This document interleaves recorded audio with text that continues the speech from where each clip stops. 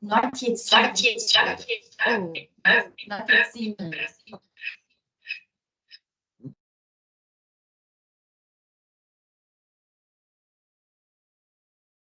Commissioner. Oh, no,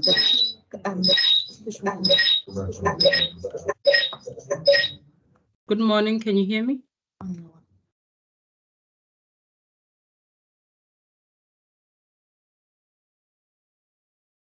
Good morning. Can you hear me? We can hear you, Commissioner, but we cannot see you yet. Your screen is still black. My video is on. It's the top. There's a little thingy at the top there with a camera. I actually only recently figured that out. Is that one moved to the right direction, Commissioner, to the left-hand side? I don't know what that is. Let me just see. So privacy side or something let, like let, that. me, let me show you. Yeah, Commissioner. There There. we go. Yes. Thank you very much. Industrial revolution. Thank you so much, Dr. Carter. Good morning. You can see Dr. Fomusi as well. Good morning to all of you. Good morning. Good morning. Excellent. Commissioner, yes, as briefly discussed, we do have our Tambo Municipality here. I think we will proceed and ask them to be invited to the table.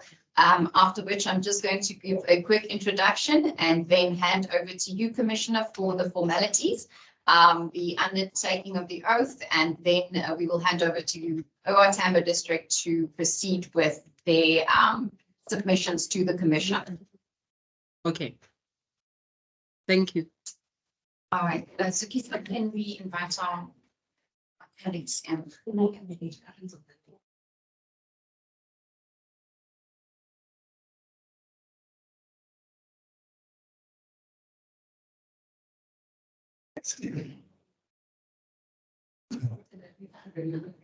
I was hoping the second one can be joined. Yes, I can already share. This is the one with the camera.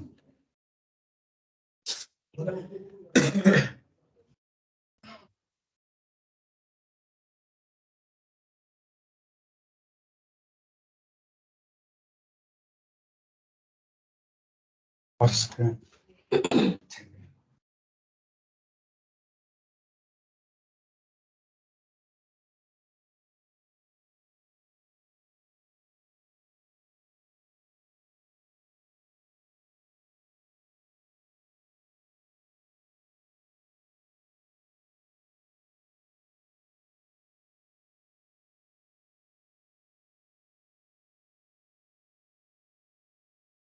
So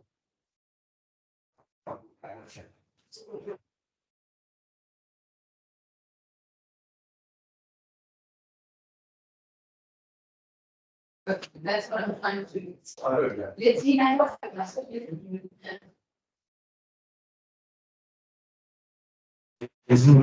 Hey, What are the full names of the commissioner? Pilile Mtuli, Commission Pilile Mtuli. Pilile. Pilile. Oh, thank you.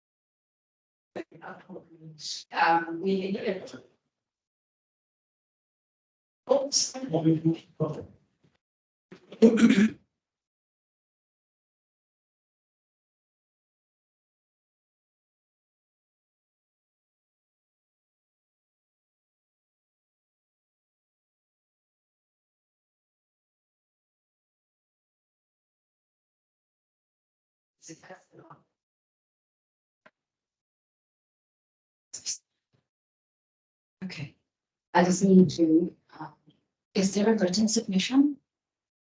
For our TDM.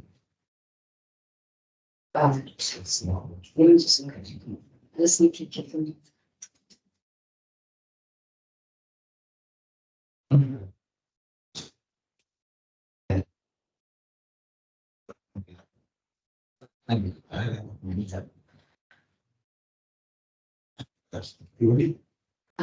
With. Yes, send me the links, they should be the one. That been best. Yes, I did everything something here in the meantime. Yeah. People was calling. Okay, just no. We are going to proceed with this kind of hearing now. So Sanjay, please can we invite them? Or you can attend to peaceful and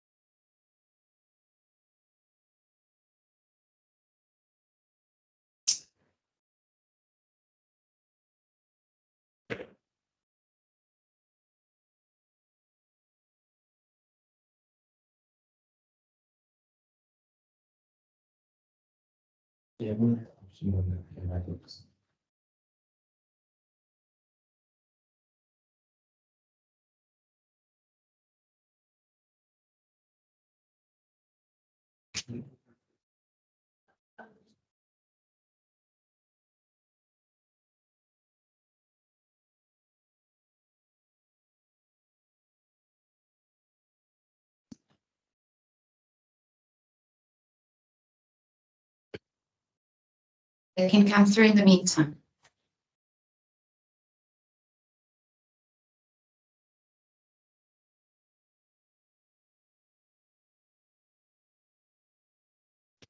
Please have a seat.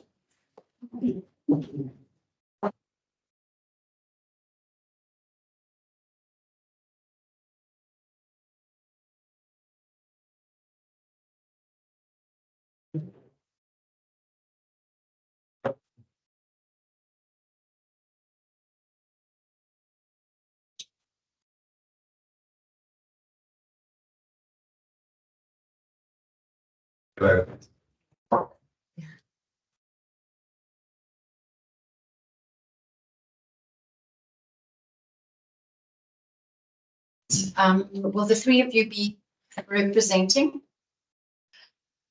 Still on the way. On their way. Yeah. I do think in terms of our program, starting times. So just can I have Brandon just checking whether we are online and rolling?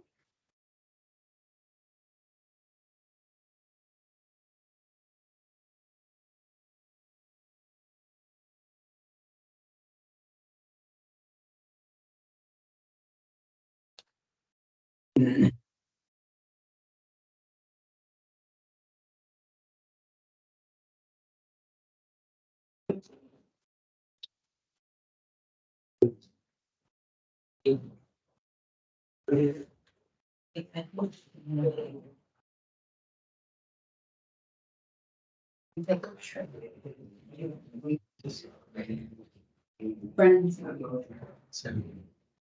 just here, so we can go, but we can proceed and if you're right.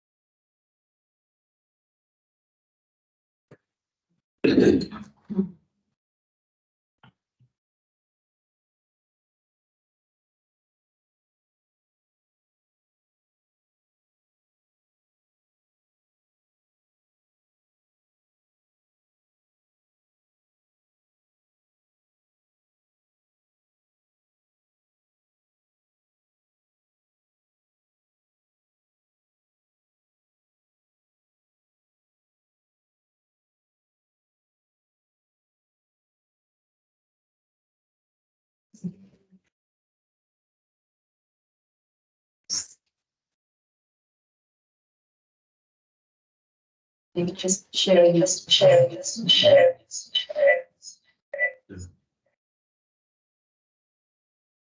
mute it. We don't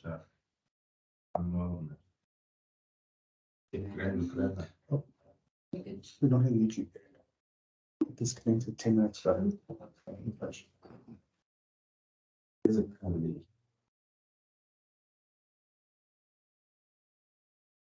I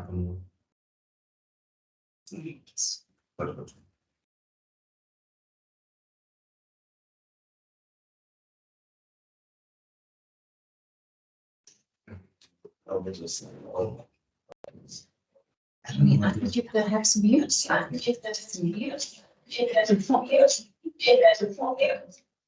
Why is that going to be an echo?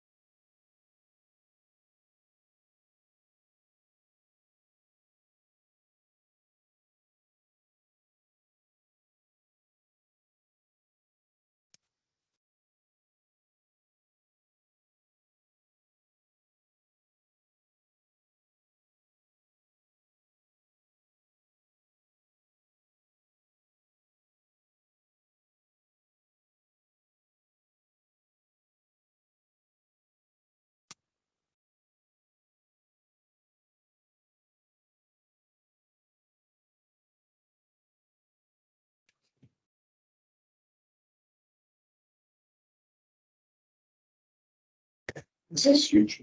Sorry. Are we audible on Teams? Yes. Commissioner Tuli, just checking on the colleagues online. Are you able to hear me? Yes, I can hear you, and I can Perfect. also see you very well. Thank you so much. Good morning, Commissioner. Good morning, everyone. We are commencing with our proceedings for the day. Mine is to give a quick welcome and an opening. My name is Eileen. I am the Provincial Manager of the South African Human Rights Commission in the Eastern Cape. And I welcome you to our offices. I thank you for your presence here today. The proceedings will commence with myself making or welcoming the teams here. And then I will be handing over to Commissioner Ntuli, who is chairing this panel and who has chaired this inquiry since November. She will then proceed with the formalities and also explaining the nature of why we have had to reconvene here today. Now, I'm also further joined by a fellow panelist, Dr. Fogosi. Dr. Fogosi is from the University of Fort Hare, and he has been on this panel and supporting this inquiry as a panelist since November. We are also joined here by the rest of the Eastern Cape Provincial Office, who will be assisting us with logistics in the meantime. But we also need to just bring it to your attention, as with the inquiry in November, the processes are being live streamed. So you will be on our YouTube channel as we speak. And that is also the purposes of the cameras here today, so that we can have a full record of proceedings as the proceedings will be taking place under oath. So that is just in a nutshell from my side opening. But also welcoming you to having this discussion and putting on record concerns we have in respect of the roads infrastructure within the Eastern Cape province. Now, this process has been long in the making. We have been getting and confirming lots of complaints and concerns regarding the roads infrastructure within the Eastern Cape province and how, in fact, that impacts on human rights violations and realization within the province. Now, if you were forming part of the proceedings in November, you would have heard a lot of concerning systemic issues, whereas human rights violations may occur as a result of the dilapidated state we find our roads in. To give you an example, children are unable to reach their schools. Children are unable to cross bridges. Children cannot realize their right to basic education, for instance, in the case of the roads infrastructure concerns. In respect of the Department of Health, we have heard where the emergency service vehicles are unable to reach patients in time because of the roads infrastructure. So that has been the evidence that has been forthcoming to this panel and to the Human Rights Commission, and which will lead us to go back and assess against all the evidence that we've heard from parties. Where are we in terms of rights violation and rights realization when it comes to the impact a dilapidated road infrastructure will have on the rights of the people in our province? So yours is to provide the Commission your statements today, but I'm going to hand over to Commissioner Ntuli to tell us a little bit more as well, and to take the proceedings forward about what the format is of this hearing today. Commissioner Ntuli, I will be handing over to you. Thank you so much. Thank you so much, Dr. Carter. Good morning to yourself. Good morning to Dr. Fogosi. And good morning to our guests from the Tambo Municipality. I must also acknowledge the presence of Pismo Mhodi, a research advisor in the office in the Commissioner's program. Welcome, Pismo, as well. And thank you all for joining us this morning. Colleagues, especially the Tambo delegation, we thank you for joining us this morning. As emphasized by Dr. Carter, as the South African Human Rights Commission, we have facilitated holding this inquiry in light of the challenges that are being faced in accessing human rights due to the nature and the state of the roads infrastructure across the province. Of course, we have invited all, if not most, municipalities and other stakeholders across the province. We had also invited yourselves as we held this inquiry last November, but we were unable to get a positive response from yourselves. And I think it's important for us to emphasize our disappointment at the non-responsiveness, noting the important role played by Chapter 9 in ensuring that the constitutional democracy is supported and strengthened. We then had to resort to a subpoena hearing in order to be able to get an audience with yourselves, and we urge you that for future engagements, we should not have to resort to subpoena hearings in order for us to be able to do our work. We trust that the proceedings this morning will be fruitful and they will lead us to resolving some of the matters pertaining to roads infrastructure in the province. As indicated by Dr. Carter, my role will then also to administer yourselves formally by the process of the oath. And please, may I then have access to the video of the delegation of the OR Tambo team, please, Dr. Carter.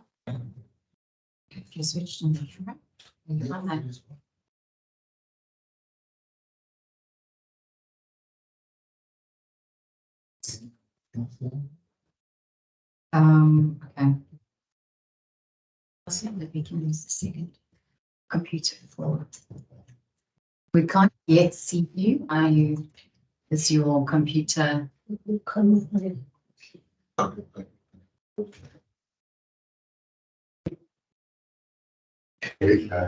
Okay, there we go. If we can maybe move it a little bit back so the commissioner can see the full delegation, that would be helpful.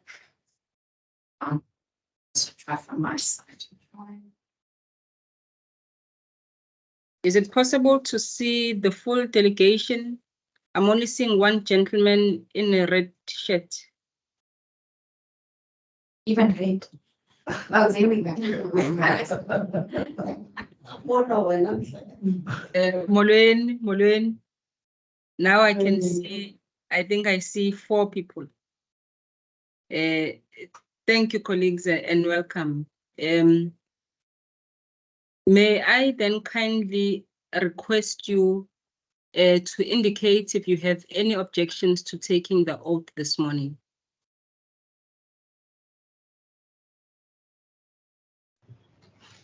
We have no objection. Having indicated no objections, then colleagues, may I kindly ask you to stand so that we can administer the oath?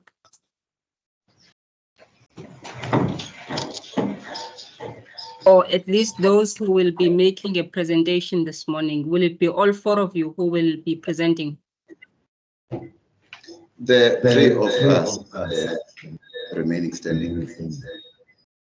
Thank you so much. Then may I kindly ask you to read your full names, surname, institution that you represent, as well as the position that you occupy, please.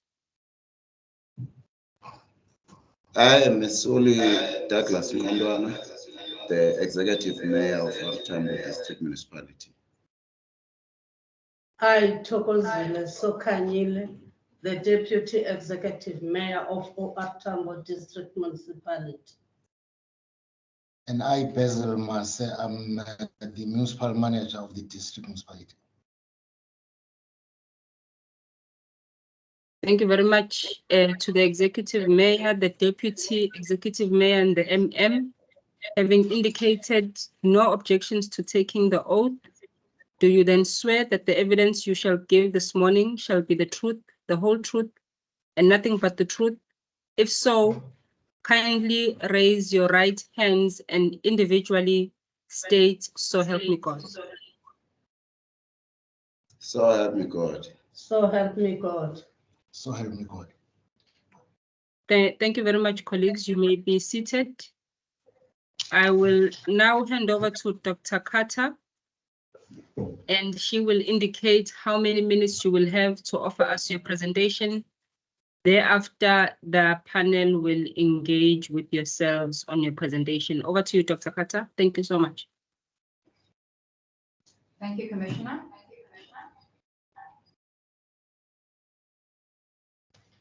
I think, there we go. All right, thank you so much.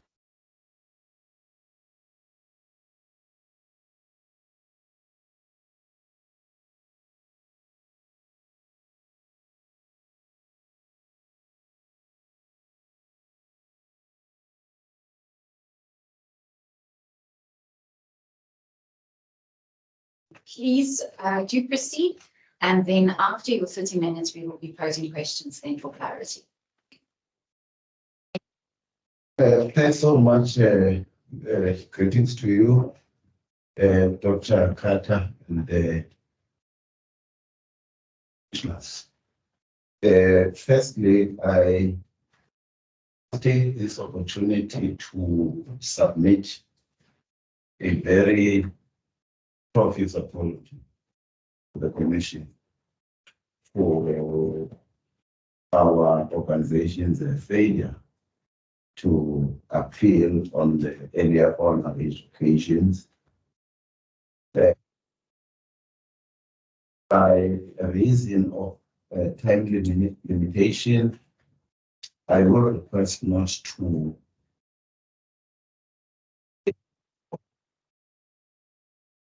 just to emphasize the point that we appreciate the importance of the role that Chapter 9 institutions play in protecting our subjects and ensuring that people's rights are realized. And we commit to ensure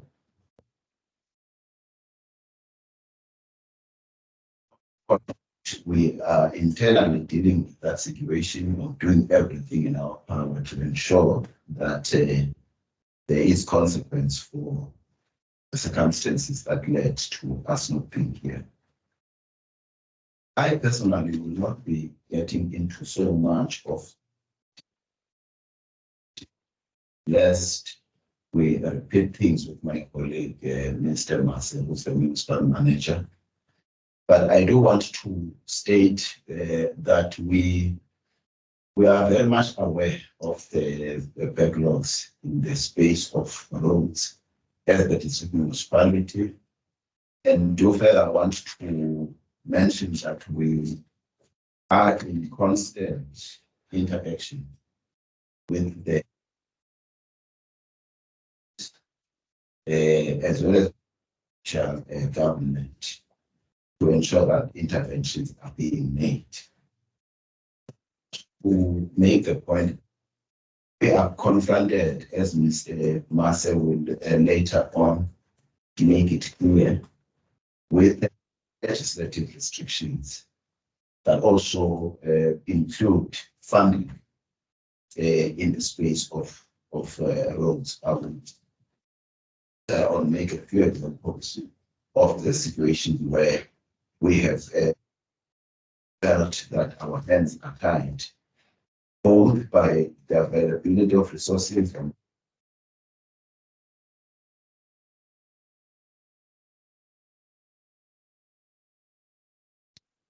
as local municipalities and the provincial government.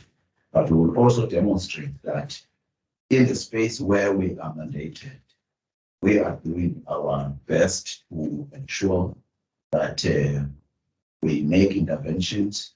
I also want to make mention of the fact that in the past 2 years, we've had a Section 216 directive from the Treasury Department that sought to give us a very strict guidance on ourselves in terms of our finances.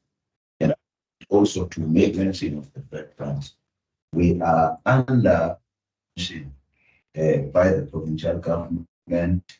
We have a mandatory financial recovery plan that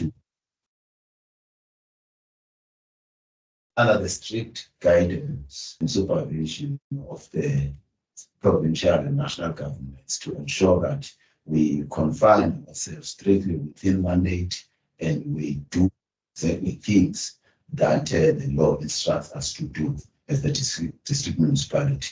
With your leave, Dr. Carter, I would request to invite Mr. Marcel to make the presentation. Thank you.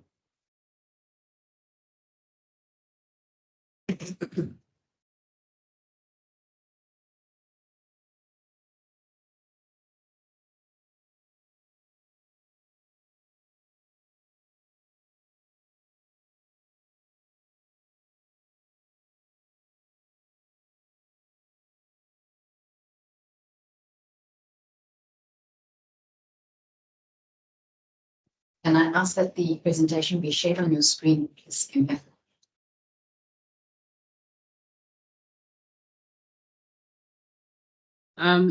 Dr. Carter, can that presentation also be shared with us on email, please?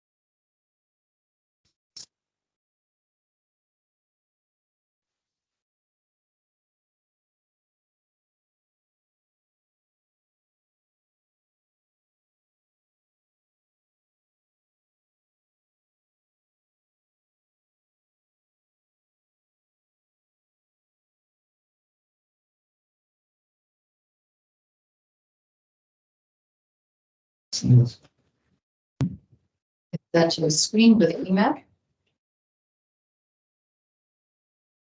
Brendan, I think I'm seeing the screen. Is that correct? That's correct. That's the screen with email at Gmail. So I just want to alert you that your Gmail is now online. So it is being live streamed. So just, you might want to. Okay. So we are seeing your emails. Let's check your inbox. I've sent the to me. Okay. Okay, I would like to. Is it not appearing now? Not yet. It's still in Gmail, but are you? Okay. So we got it before us. I think you can proceed. So thank you very much, Dr. Pat. Good gentlemen who are joining. My name is Basil Mase. I am the municipal manager at Tambo District Municipality.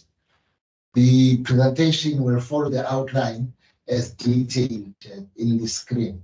I will start by looking at the constitutional provisions on the roads generally, the role of the district, provincial roads, to the role of local municipalities, and I will then provide a detailed response about the Mantlane Access Road, which is a road in question which led to this inquiry. As you know, we are gathered to the South African Human Rights Commission as we provide an overview on the state of roads infrastructure in the district. The report will also give a background and cite the district responsibilities as it relates to roads.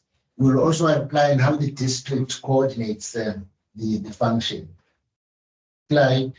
I am showing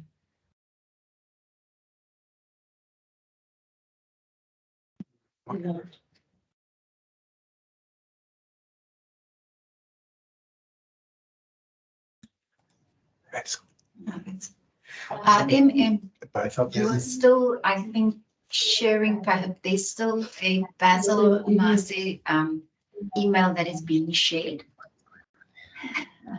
It's okay, it's only us mailing you. So, so that email's from us. It's maybe just for your alert. I think you are sharing one of your screen. no, but the presentation is visible as No, it's just the email. Okay. Can I just go on as I see this? There's no risk to that. That's fine. It's just an email from the commission, so it's fine. You can just proceed. Dr. Carter, Commissioner. before Mr. Mase proceeds, we are having trouble with the network or connectivity. Can I ask maybe that we switch off one of the videos, the Brendan video, which is showing yourself and Dr. Fowosi? Can we switch that off and see if it's going to make a difference? I will summon, no problem, Commissioner, let's do that. Okay, maybe it's gonna be better. I've also switched mine off and I'll indicate if it's better. Thank you so much. Windows. And then the one. No, it's a voice like, which is strange. Brandon. We can just have you not share your screen if we're going to have the presentation before us. That's my understanding. If we maybe then and we stop sharing your screen. Okay. Just stop sharing it. So we will just look on our laptops. Commissioner, can I confirm that you do have the presentation? Oh, there we go. We actually have it there. There's it. Okay. All right. You can proceed, Commissioner. Is it fine? Can we proceed? Yes, we can. I'm not sure if we've got two computers with their mic on. There's now just a slight echo. So we're going to switch off the mics on this side now. Okay, thank you so much. Please. So my mic is on. Yours is on. We're switching this one. Please proceed. Apologies, Commissioner, for the glitches. But we start by showing a slide that depicts the OR Tambo district in totality. As Commissioner knows, we have a district that is made up of 5 local municipalities. This district is home to 1.5 million people. So all of those people live in the 5 local municipalities that are shown on the slide. King Sabata Talingebo, local municipality, Yandeni, Port St. John's, and Musa Hill municipality. In the next slide, I'm summarizing the powers and functions assigned to the OR Tambo District Municipality. As shown on the screen, Madam, those are the functions that are currently assigned to be performed by the district municipality. Firefighting services, local tourism, municipal airports, municipal planning, disaster management, municipal health services, municipal public transport, sanitation, and potable water supply. So all these functions are functions that in terms of Schedule 4 and 5B, Part B of the Constitution, and then the assignment by the MEC are given to the district municipality. What is also important to mention is that we are both the Water Services Authority and the Water Services Provider Commissioner.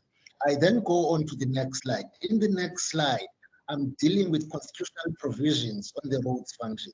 In terms of the Constitution, all spheres of government have some responsibility for the 3 key elements of road transport system: road infrastructure, public transport, and traffic management.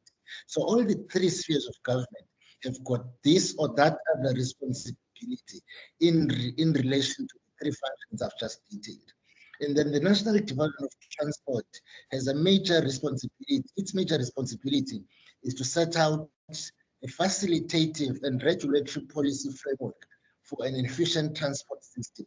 And then the department oversees a number of entities: Sunrun, South African Rail Commuter Corporation, and a few other entities that are regulated by the national department. The Constitution also outlines functional responsibilities within the transport sector. Public transport is a concurrent Schedule 4 and 4A function between the national and provincial spheres of government. Municipal transport is a concurrent Schedule 4B function falling in the local government sphere. Provincial roads and traffic are exclusive Schedule 5A provincial roads function. So that's how complex the whole road and traffic management system is in the country. You have this part of the responsibility sphere of government, another small part. We are trying to perform this function within that complex arrangement. I then move on to look at the powers and functions assigned to local municipalities that I have mentioned, the 5 local municipalities in our district. All those are those functions in terms of the constitution. Building regulations, municipal planning, municipal public works, stormwater management, beaches and amusement facilities, billboards, animals, sports facilities, municipal parks and recreation, municipal roads, public places, refuse removal, street trading, street lighting, traffic and parking. All these are functions that are assigned to the local sphere of government. Local sphere is the local municipalities in reality. I then move on to summarize the role of the district municipality in the road function. The district has a particular role in the transport and road function, which pertains to planning in the main. It coordinates development of the integrated transport plan and coordinates its implementation.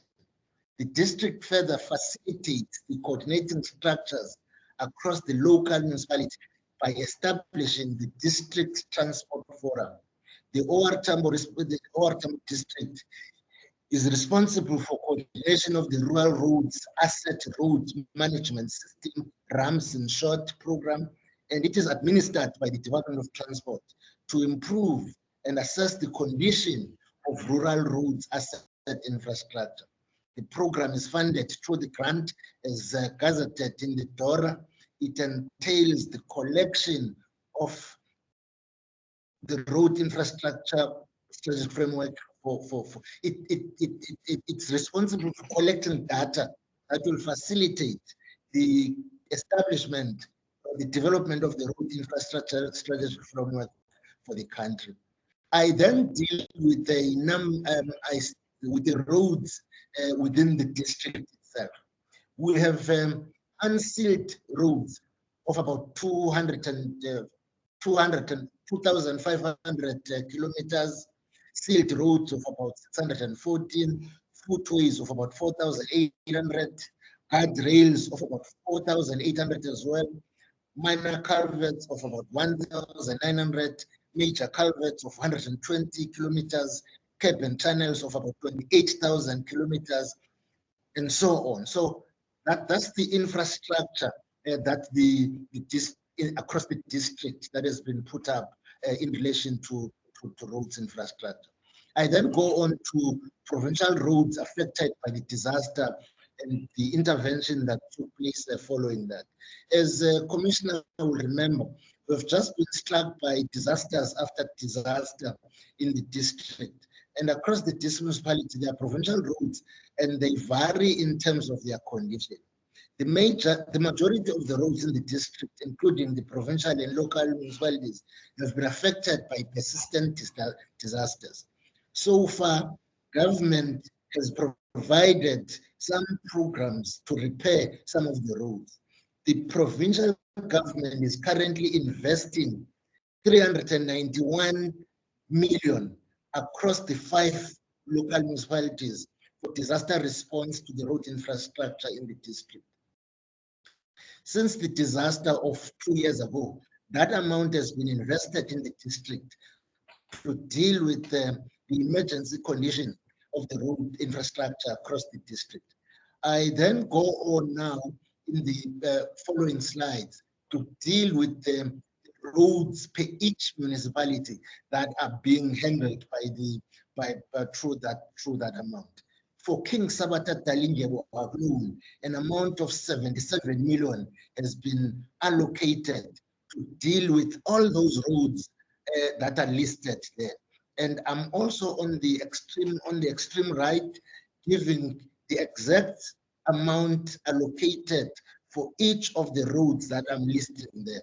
I'm not going to take time to read all the roads, Chairperson, but I'm just showing how much is allocated per each of those roads listed there in the district after the disaster that struck 2 years ago. So that work is going on. Some has been completed, but as you can see, this allocation only is for 2023-2024. And this amount, 77 million, is for King Sabata Dalindyebo alone. I then move on to Mhlonto. Mhlonto local municipality, an amount of 66 million has been allocated for 2023-2024. and those are roads that have been targeted. And these, on the extreme column, I'm listing the amounts allocated for each of those roads. So that's the current allocation, and that work is going on. So that is Mhlongo. In Port St. John's, an amount of 53 million has been allocated for 2023-2024. I then list all these roads that are targeted. And on the right column, I'm showing the amounts allocated, and I'm also showing the wards that are covered by that stretch of road within Port St. John's itself. I go on to Muzahil local municipality. For Muzahil local municipality, an amount of 77 million rand is allocated for 2023-2024. I show the kilometers that are being covered for that stretch of the road. I show the wards that are covered by that road, and I show the allocation for each of those roads that are being taken care of in Muzahil municipality. The next slide, these are the list of roads in Nyandeni local municipality. An amount of 160 million has been set aside for 2023-2024. And I show you the wards that are covered in Nyandeni and all these roads which are being attended by the amount allocated of 116 million. And then I show the allocation for each of those roads in the right column. So all these roads are in Nyandeni local municipality, which covers Libote and Mweleni. I now move on to talk about the role of local municipalities in the roads management system. Local municipalities are mandated to handle local roads. Local municipalities have various strategies to deal with their roads across the district. All local municipalities have maintenance plans where they procure yellow plants to deal with the day-to-day maintenance of their roads. On the other hand, municipalities utilize the municipal infrastructure grant for refurbishment of roads. Over the past 3 years, Commissioner, municipalities in the district have been provided with a disaster grant fund due to the recent disasters that have damaged the roads. We were given an amount of close to 50 million in the district, and that amount has been fully utilized to deal with the state of local roads and bridges across the 5 local municipalities. The slides below will reflect the roads program across the 5 local municipalities in detail, Commissioner. I start with Port St. John's. In Port St. John's, these are the roads that are currently being done in that space, or that were done for 2023-2024. I am then showing the wards that are covered, the budget allocated to such roads, and the funding source. As you can see, most of that funding comes from the municipal infrastructure grant, which is an allocation given to each municipality. So these names of roads that are being completed now, which were started in 2022-23 in Port St. John's. I continue again to show number of roads, or the roads that Port St. John's has been doing 2022-2023. As you see, the rehabilitation of the military base camp was paved. That access road was paved, and it's 100% complete now. It's done, it's finalized, it's being utilized by communities. High pressure jetting and dredging of the stormwater in the as you know, Port St. John's is normally a very flooding area. So some allocation was made for Port St. John's to deal with that. They have done 70% of that now. They are almost relieved of the floods that usually cover the whole town of that place. I then show that some of these roads have been completed already, as shown in the report. In the next slide, I'm still with Port St. John's. I am now showing the priority roads for 2023-2024. I am showing where these roads are in terms of the wards. I'm showing the allocation and the source of the funding for such roads. I'm not going to read all those roads, but all of them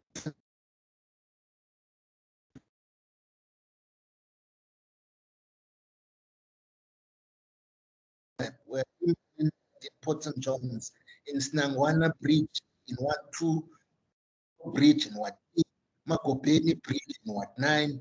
I'm showing that Port Jones was allocated 34 million, and this work is going ahead. Some of this work has been completed, and a lot of it still has to be done. I'm also showing that an additional amount was given to look into the disaster-stricken areas, which include Ward 5, 6, and 10 farms, which were also heavily affected by the January disasters. So all of this is happening in Port St. John's, Commissioner. I now move on to provincial roads maintenance in Port St. John's. So these are roads that the provincial department is handling in Port St. John's. I'm showing the road number, I'm showing the kilometers, and then the road, the name of the road, and the areas it covers. All of this work is happening in Port St. John's as we speak, Commissioner. Roads, about 10 of them as shown in the slide, the wards that are covered, and the areas that are covered by that road. That was Port St. John's, Commissioner. I now move on to King Sabata Talinge. In King Sabata Talinge, a lot of those roads were struck by the disaster, the heavy rains that we saw. I am showing the areas that were affected, the bridges that were affected. I'm showing what has happened so far, and in the right column, I'm showing the allocation that was made for each of those bridges and roads that were affected by the storm. I'm not going to read through them all, but I'm just showing these are the bridges that were affected, and there is the amount allocated to each of those bridges that were affected. I now move on again into the next slide. These are bridges, Commissioner, that were affected in King Sabata Talinge.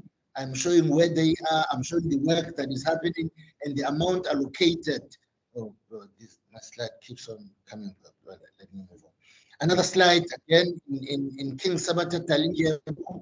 These are roads that were affected. This is the amount allocated by each of those roads, and work is going on in King Sabata Talinge. All these are roads that were affected, and some work is happening. Money was allocated to different roads. All of that is shown in detail in the slide. Another set of roads and bridges in King Sabata Talinge. All of these were prioritized. There's the amount allocated by each of those stretches of road. Work is happening as we speak, and surely this is going to improve traveling in those roads. In the next slide, I'm showing again a set of roads and villages that were affected. I am also showing the total allocation given to fix those roads and bridges in King Sabata Talinge. I continue with King Sabata Talinge again. These are the roads, there's the allocation for each of those roads. I'm still in King Sabata Talinge. Roads were identified due to affected by the disaster, and I'm showing the allocation for each of those roads. All those roads are in King Sabata Talinge, Commissioner. I'm still in King Sabata Talinge in the next slide. All these are roads in King Sabata Talinge, and this is what is happening per each of those roads. I'm still dealing with King Sabata Talinge. All these are access roads in King Sabata Talinge, and there is the amount allocated to each of those roads. King Sabata Talinge once more, Commissioner. All these are roads in King Sabata Talinge. I'm showing the for each of those roads. All of these are roads in King Sabata Talinge that were affected by the disaster, and I'm showing the amount of work that is happening as we speak. A lot of work has happened, schools have been affected, but the local municipality has taken it upon themselves to make sure that they create access once more for communities to reach the public amenities in peace. I now move on to Nyandeni local municipality. In Nyandeni local municipality, a lot of their roads were affected by disaster. So these roads were prioritized. I'm showing in column the kilometers that are being attended to of those roads, and why those roads were prioritized. And then I'm showing on the right column amounts allocated to fix those roads as detailed in the slide. In the next slide, again, these are roads. Nyandeni. I'm showing the name of the road, the project scope, or the number of kilometers covered by that stretch of the road, and why that road had to be prioritized, and allocation done per each of those roads. Again, this another slide. I'm showing the roads, kilometers covered, and the amounts allocated to that road. These are other roads again, the number of kilometers and the allocation per each of those roads. So all these roads were roads that were affected by the disaster.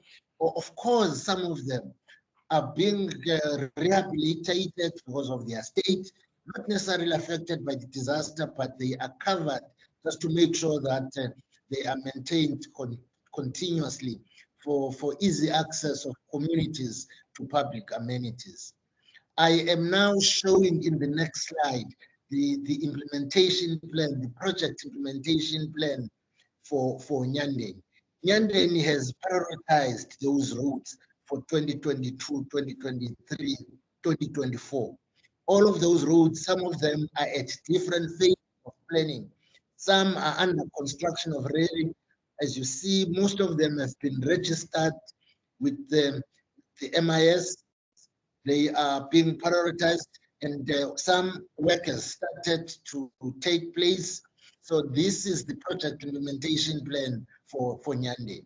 I now move on to Mhlonhlo, Commissioner. In Mhlonhlo, I start to list a list of priority roads for 2022-2023. These roads and public amenities like sports fields are at different phases.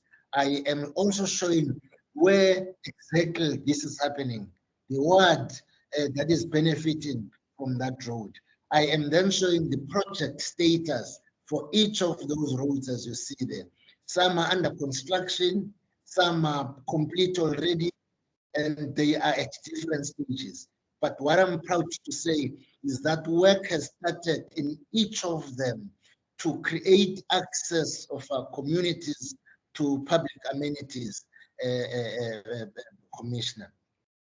In the next slide, I am now showing the priority list for 2023-24 in Mhlonhlo.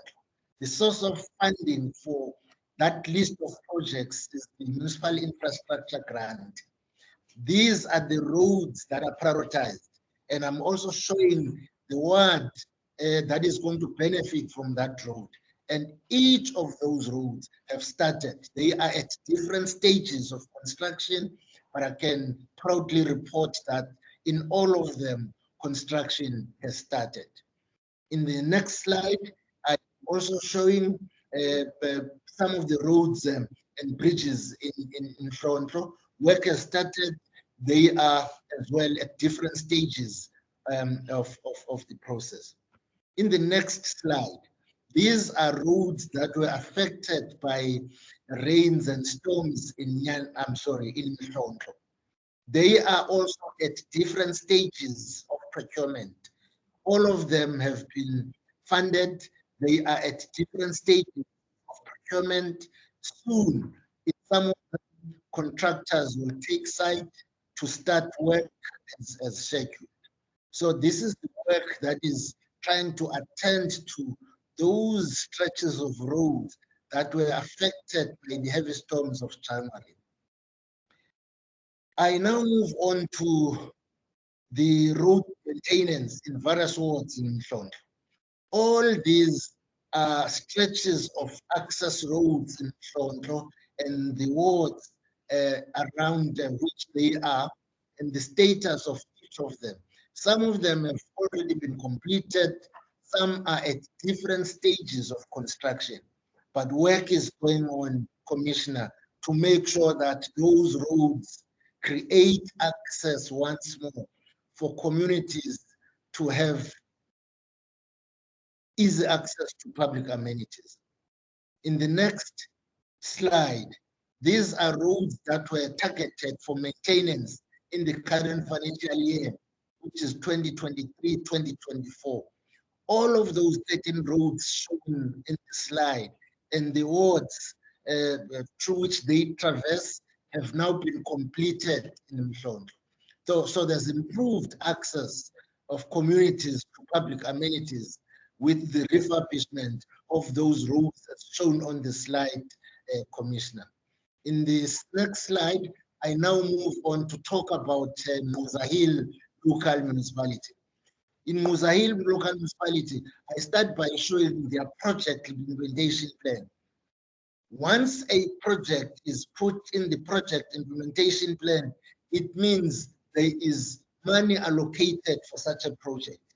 It also means that such a project has now been registered with the Department of Cooperative Governance and Traditional Affairs.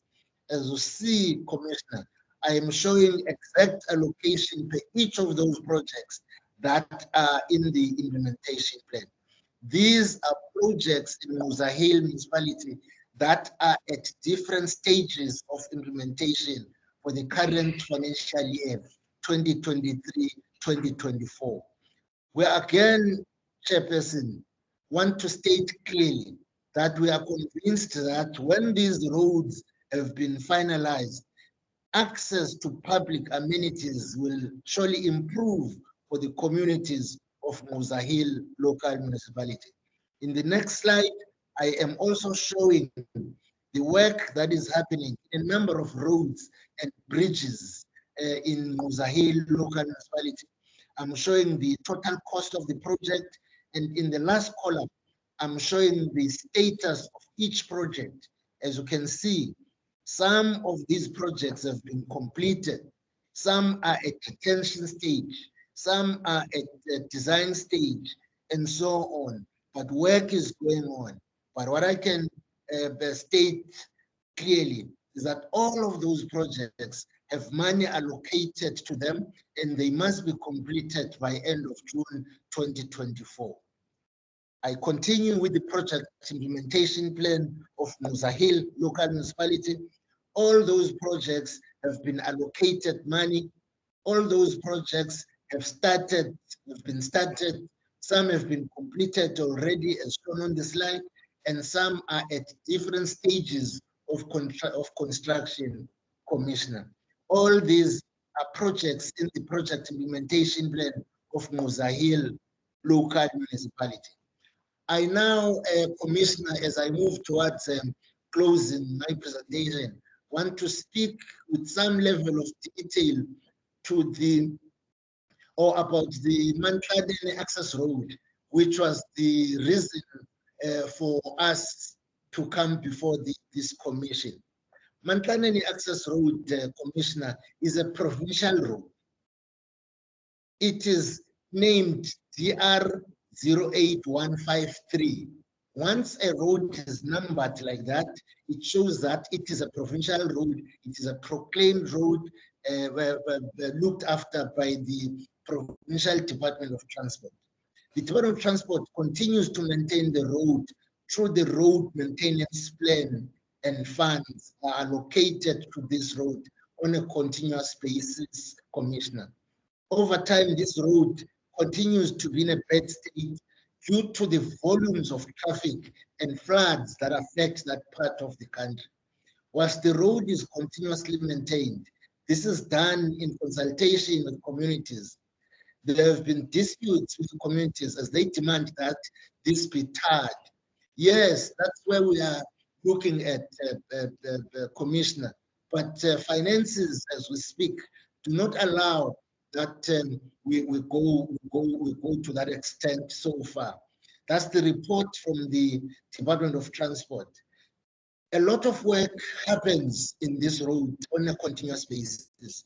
In the next slide, Commissioner, I will show you the details of work that have been done in that road.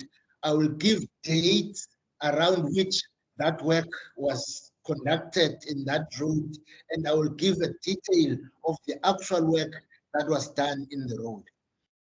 That road, the slide shows there the work that has been done around or in that road of Emantlaneni.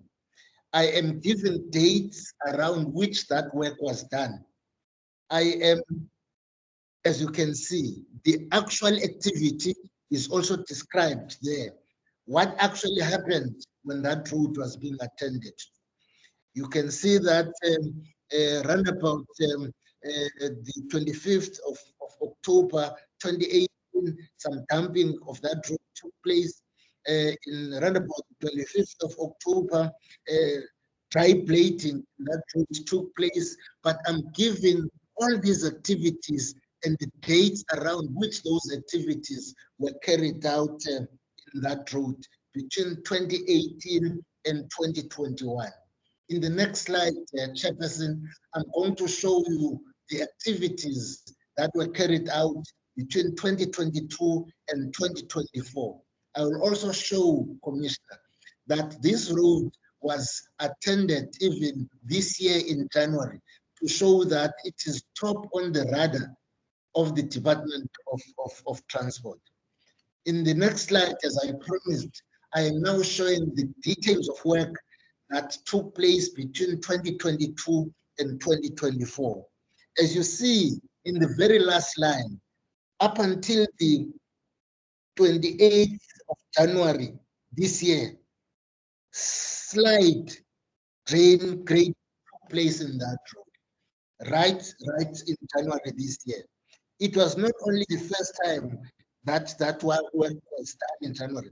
You can see that about 6 days in January, time was invested in making sure that that route was attended.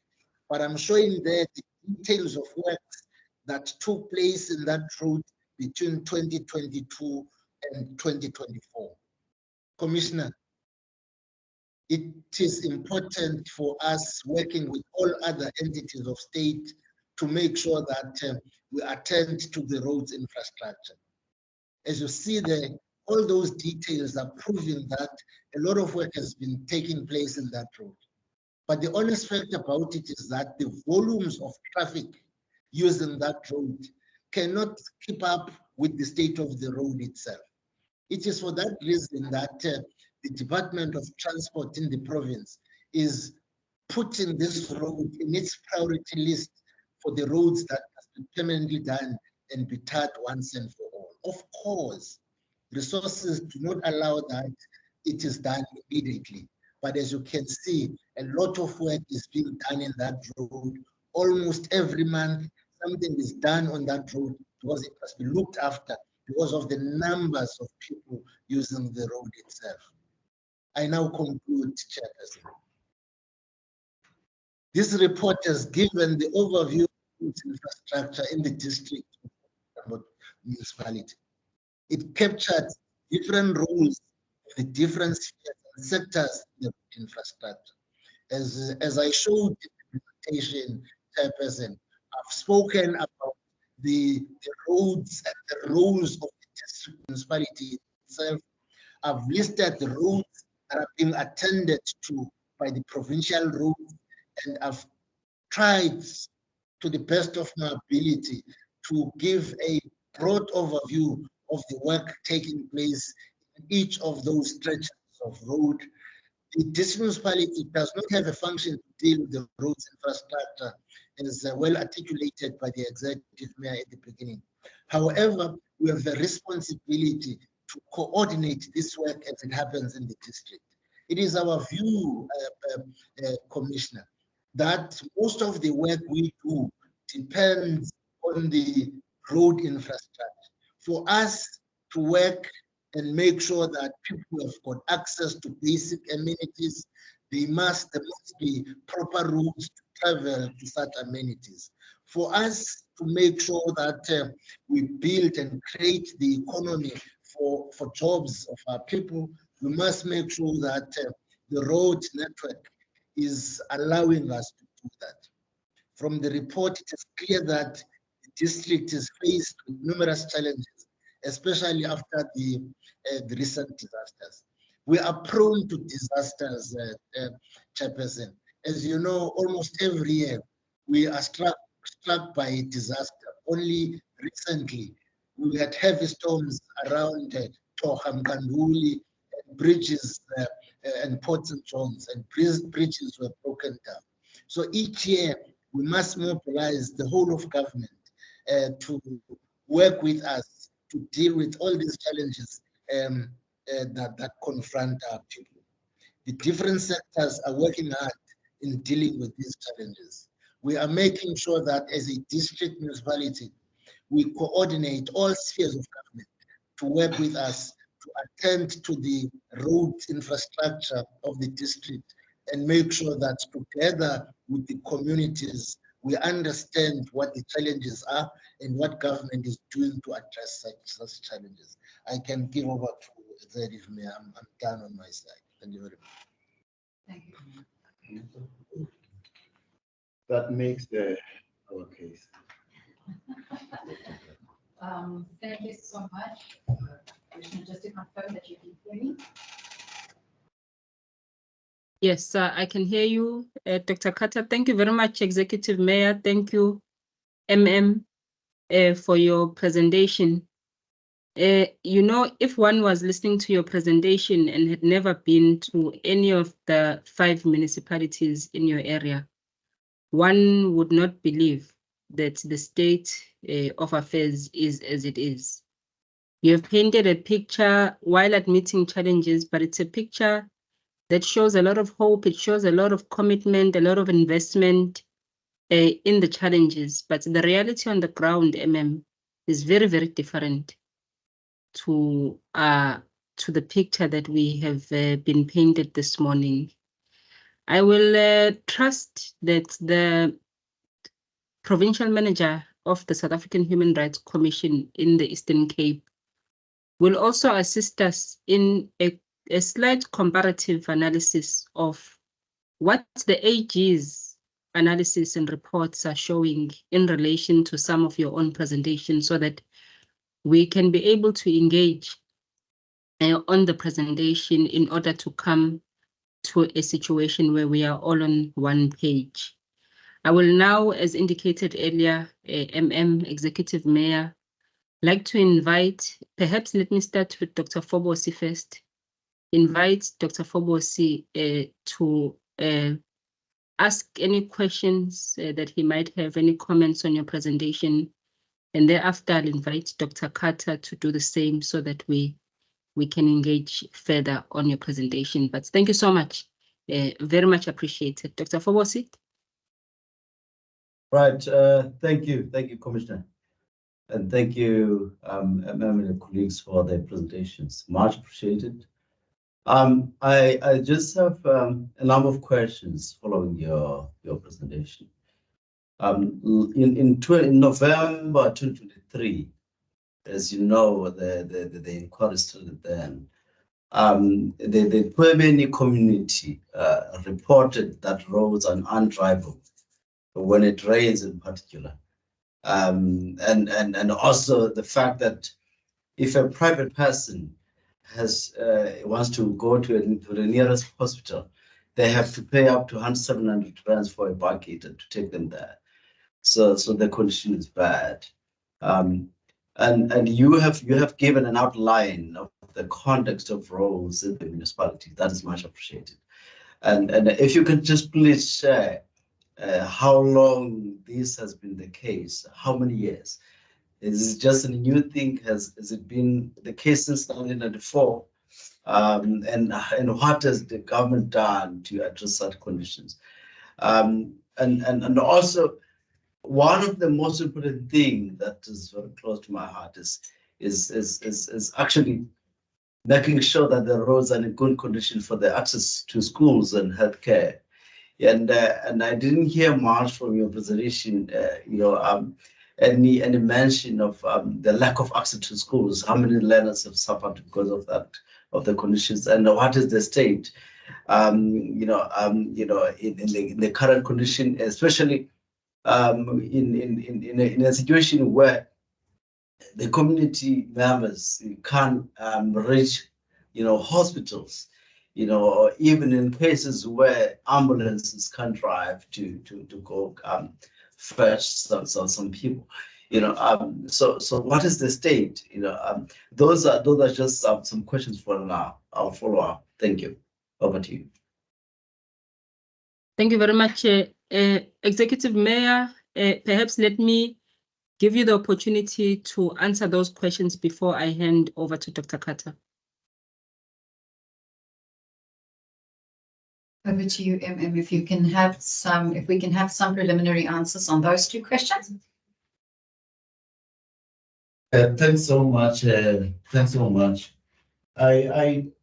In fact, it is our submission.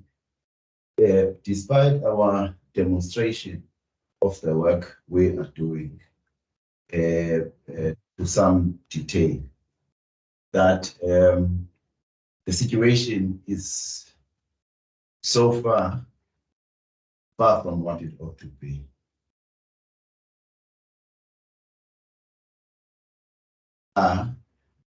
Terrible experiences that you would pick up from some of the roads. It is our mission for this commission.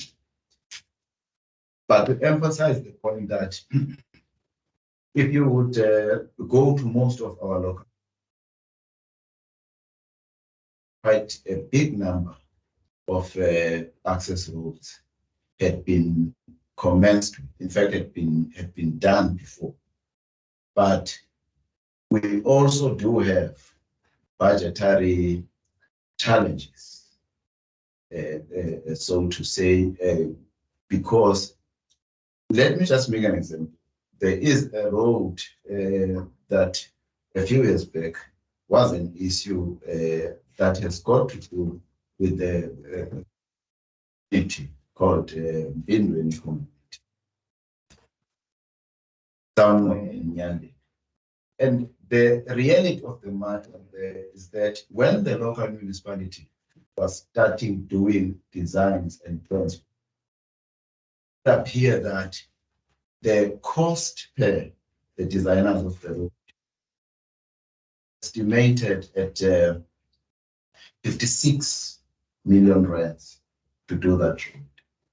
And at the moment, the overall allocation of the local municipality was at 60 million rands, which meant that if the municipality were to attempt to address that road, it would have meant that the whole annual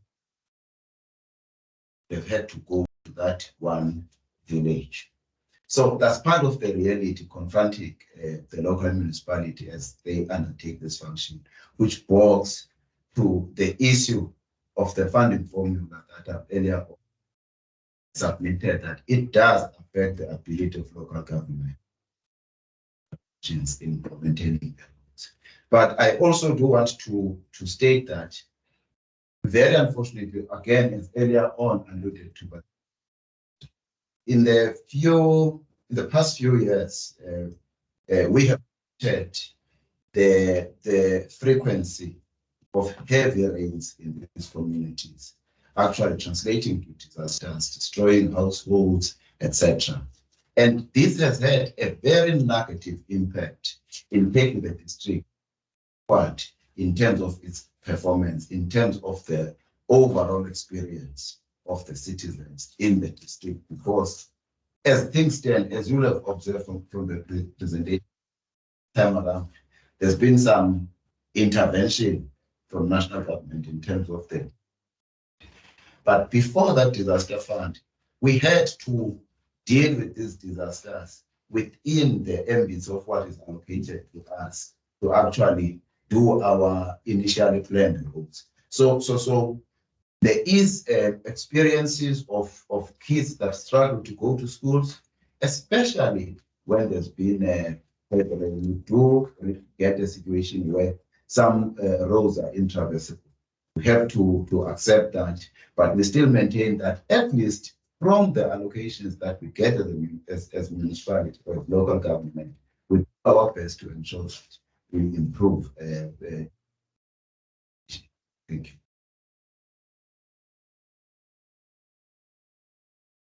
No, thank you very much, Executive Mayor. I'll now hand over to Dr. Carter for her questions. If there are follow-up questions from Dr. Fobosi, we'll then take them after your response to Dr. Carter. Dr. Carter? Thank you, Imam. Thank you, Executive Mayor, colleagues. I think note your responses, but maybe for a little bit of context, your presentation is really helpful because it pinpoints for the Commission where we need to start doing our monitoring. Because it's an extensive list of where the work is to be done and is being done. And you've really assisted us because we will be going to those roads and check how far is the rollout of these extensive projects. And I do commend you for providing us with quite an extensive presentation. It's very, very helpful. But I want to take you back to what we have been receiving during this inquiry. Now, when the Department of Transport was here, they indicated that the department made a commitment to upgrade 1,732 kilometers from gravel to surface standard in 2007. And that when the department came here, they said they've only been able to do 373 kilometers to date. So the department is sitting with a massive backlog, massive historical backlog since 2007. And that many of those projects are just increasing because of what we are now seeing before us, the prevalence of the disasters. So as extensive as these projects are, it appears that we're just not getting in front. There's a massive backlog that we're sitting with.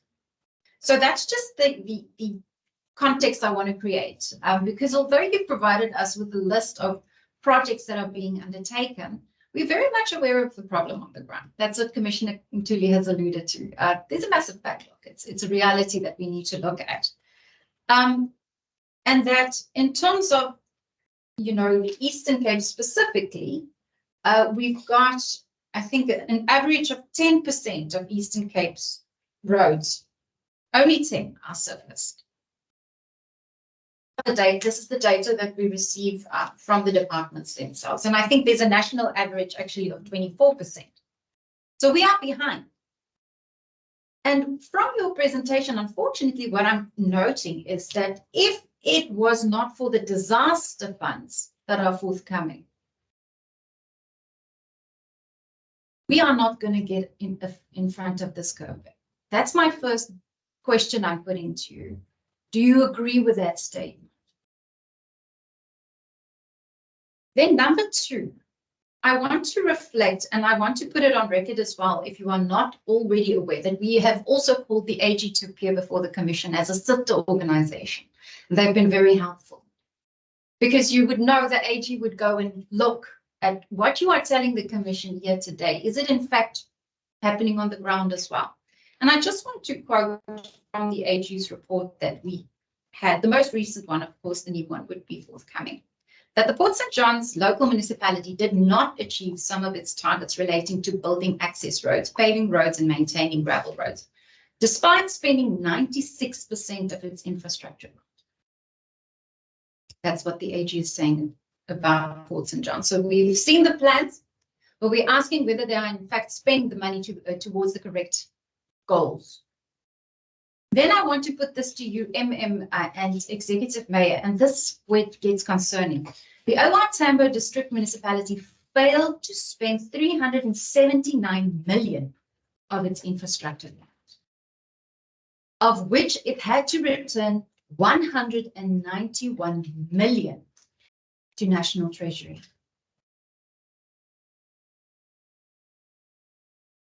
So when I say that we have to go to the ground to see whether these plans, because the project plans and the conditional grants would be only provided if it is in line with the conditions of the grant. So in terms of the National Disaster Management Center, it also indicated that OR Tambo was one of the municipalities qualifying for this grant. And I refer you back to my premise that if it was not for these disaster grants, where are we going to sit with infrastructure development? And that's why I want to underline this sentence. All of these municipalities use the funds to repair and replace road infrastructure, except for OR Tambo, which used the funds to refurbish water treatment plants. Now, this is the report from the AG. This report is also available. So with that in mind, Executive Mayor, and against the backdrop of the historical backlog that the department, the province is acknowledging, I want to hear your comments about, number one, whether we are in fact able to roll out these projects currently is because of the disaster funds that we are receiving. And sans for those disaster funds, would we actually be able to develop these roads, specifically in your district? I want your honest opinion on that, please, and do remember that you are under oath. And then, what is your view in terms of the underspending of the district? And what will the Commission find when we go to the ground? Because a lot of these are plans, and I do not need to remind you that we are in February. Going to have to be very clear about monitoring the expenditure against the aligned target and not what we've identified here, that it may not have been spent against the aligned target. And then just a quick one in terms of checking. You identified the maintenance of the roads. Of course, we know that that is a big way for us to enable small wins along the way, but the local municipalities need to do that. I just want you to confirm that all of your local municipalities have yellow fleets, whether all of them are in possession of yellow fleets. The MIG grant we can also touch on, but there's also been under expenditure on the MIG on local municipalities side. And then the last one, I just want to hear your comments on the RAMS program, because what we've heard from other districts, and you would recall that all the other districts appeared before us, is that the RAMS would not necessarily bind a local municipality in terms of its IDP. So although you would have very valuable data coming from, because my understanding is, and you can just confirm this as well, that we are working on 2017 data still, that the RAMS is now only being updated now. And that the RAMS is only a data collection tool that guides the local municipalities, but it will still be incumbent upon the IDP and the local municipalities themselves to adopt which roads are going to be developed. And I would just want to hear your comments on that. So perhaps if I can hand over to you for a spectrum of views on the statements and questions I've put to you. I want you to focus on underspending, the disaster contextual analysis, the backlog, and then perhaps how do we improve? Where's our muscle going to be? What can we do? And where does the help need to come from? Or are we only incumbent upon waiting for another disaster, which comes with its own challenges? So that I will put to you, and then I'm going to hand back to Commissioner Tuli for further questions and follow-ups. Thank you so much.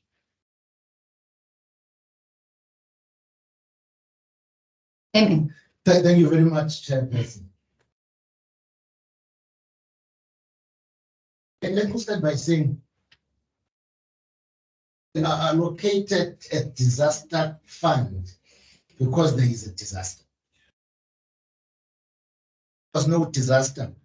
We will still have to implement our plans and priorities as they relate to roads infrastructure, which is happening. That's why in each municipality, I showed what they refer to as the project implementation plan, which is not as a result of disaster, but every year they have an implementation plan to deal with the state infrastructure in their local municipalities. That is not covering the disaster allocation. We got allocated the disaster funds because there was a disaster. And such funds, of course, came handy to deal with the challenges we were confronting to roads that were swept away by heavy rains and storms. Secondly, as for OR Tambo, it's correct because we do not have a roads function, as I showed in the powers and functions allocated to OR Tambo, and therefore we do not have a direct responsibility for that. When we were given a desire to attend to the water infrastructure, which was at a serious state at the time, we were given 46 million rand, and I can confirm that all of that 46 million rand were used to refurbish water systems across the district. We had a huge delegation from national departments. We proved that each cent of that 46 million was used for refurbishment of the water system in the district. And therefore, there was no way we would have used that money for a function that is not assigned to us in terms of the law. So we used the fund correctly. As I said, disaster fund because there's a disaster. But there is a normal plan, a plan that each municipality develops. Look, RAMS produces very critical information for planning. All the challenges and the pointers that come out of RAMS may not necessarily be addressed all at once by local.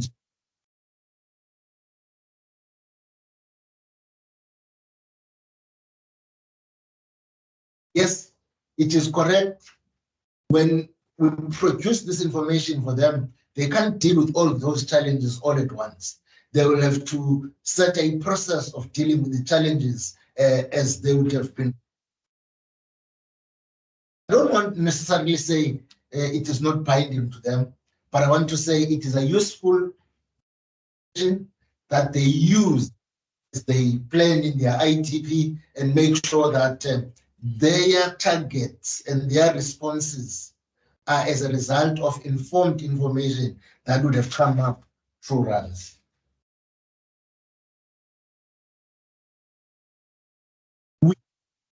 As shown in some of the slides, as we put that route or a bridge to use the disaster fund, we then have a column there that's a motivation. Why are we prioritizing that route? And most of such routes were prioritized is because they were going to health facilities, they were going to schools, they were connecting communities and so on. All those were reasons why such routes were prioritized. I will request Executive Mayor to.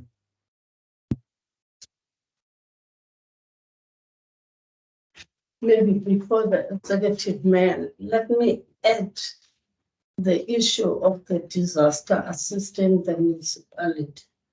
For instance, in Port St. John's, they were struck by the disaster eroding the roads that they recently constructed in November. Then in January this year, that same road that they've constructed in November it was eroded again. So we're having such issues. Then the issue of the yellow fleet for all the LMs. Most of the LMs, they buy the yellow fleet, even though not the whole pack of it. They will buy few equipments. You'll find that most of the municipal, maybe they will have 3 or 4 equipment, not the full set of it for the construction of the road. For instance, Inuzahir has recently given a report that they've bought the yellow fleet, but not full of the set for the construction. Thank you. Thanks. Thanks. I do want to just join colleagues in emphasizing that we admit that things are better because we've had the disaster. Specifically because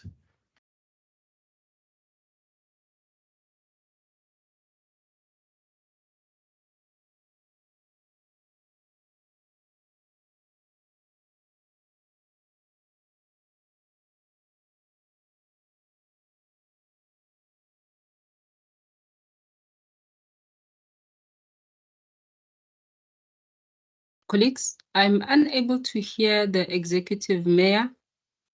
Can you hear me?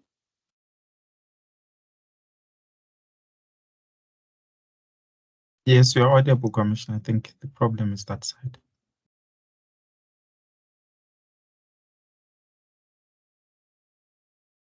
Please, we've just taken and Is it load shedding? no, it's not. It just dropped. So apologies for that, Commissioner. We have asked the executive and apologize from our side just to reconnect, and then we'll be joining you. Just please address me. Commissioner Julie, can I confirm that you can hear us? I can hear you now, Dr. Carter. All right, Commissioner. Apologies, Executive Mayor. We are back to you. thanks. We do emphasize that we do admit that the disaster has brought advantage because if you look at trends and sets, there's been huge allocation, which has made a difference. That's very true and correct. Secondly, I do concur with the although we are a disaster function as the district, but this time around when allocations were made, they were made as per locals. So now the only money that came to the district was for the district to intervene on areas affecting its mandate. Hence, it went to the wastewater treatment, which is part of our mandate, in accordance with the projects that we submitted to say, these are our assets that have been affected. Then we've got a mandate to deal with them. It's very correct. I concur. I do want to also concur DEM that municipalities do have a yellow fleet, though not to a sufficient extent. There's local, you can mention a KSD, just for argument's sake. You can mention Nyandeni, that have excelled in terms of the in-house maintenance of the road, that have taken, especially on maintenance road, a big that they cover ground to make a difference. I want to come to the last point around the issue of expenditure, and do mention that yes, I agree, it is correct that we have had to return money to the national fiscus owing to underperformance. But still want to emphasize that without saying it's not relevant, but it is not money that either way was going to help in the roads space, because we do not deal with roads projects. It is money that we use in our water and sanitation infrastructure projects. I do want to make this point. But I want to emphasize that earlier on in our opening submissions, we did mention some Section 216 directives from the Minister in Treasury, which was all within the municipality. You seem to No, We're back. Okay. Commissioner, are you able to hear us? Yes, I can.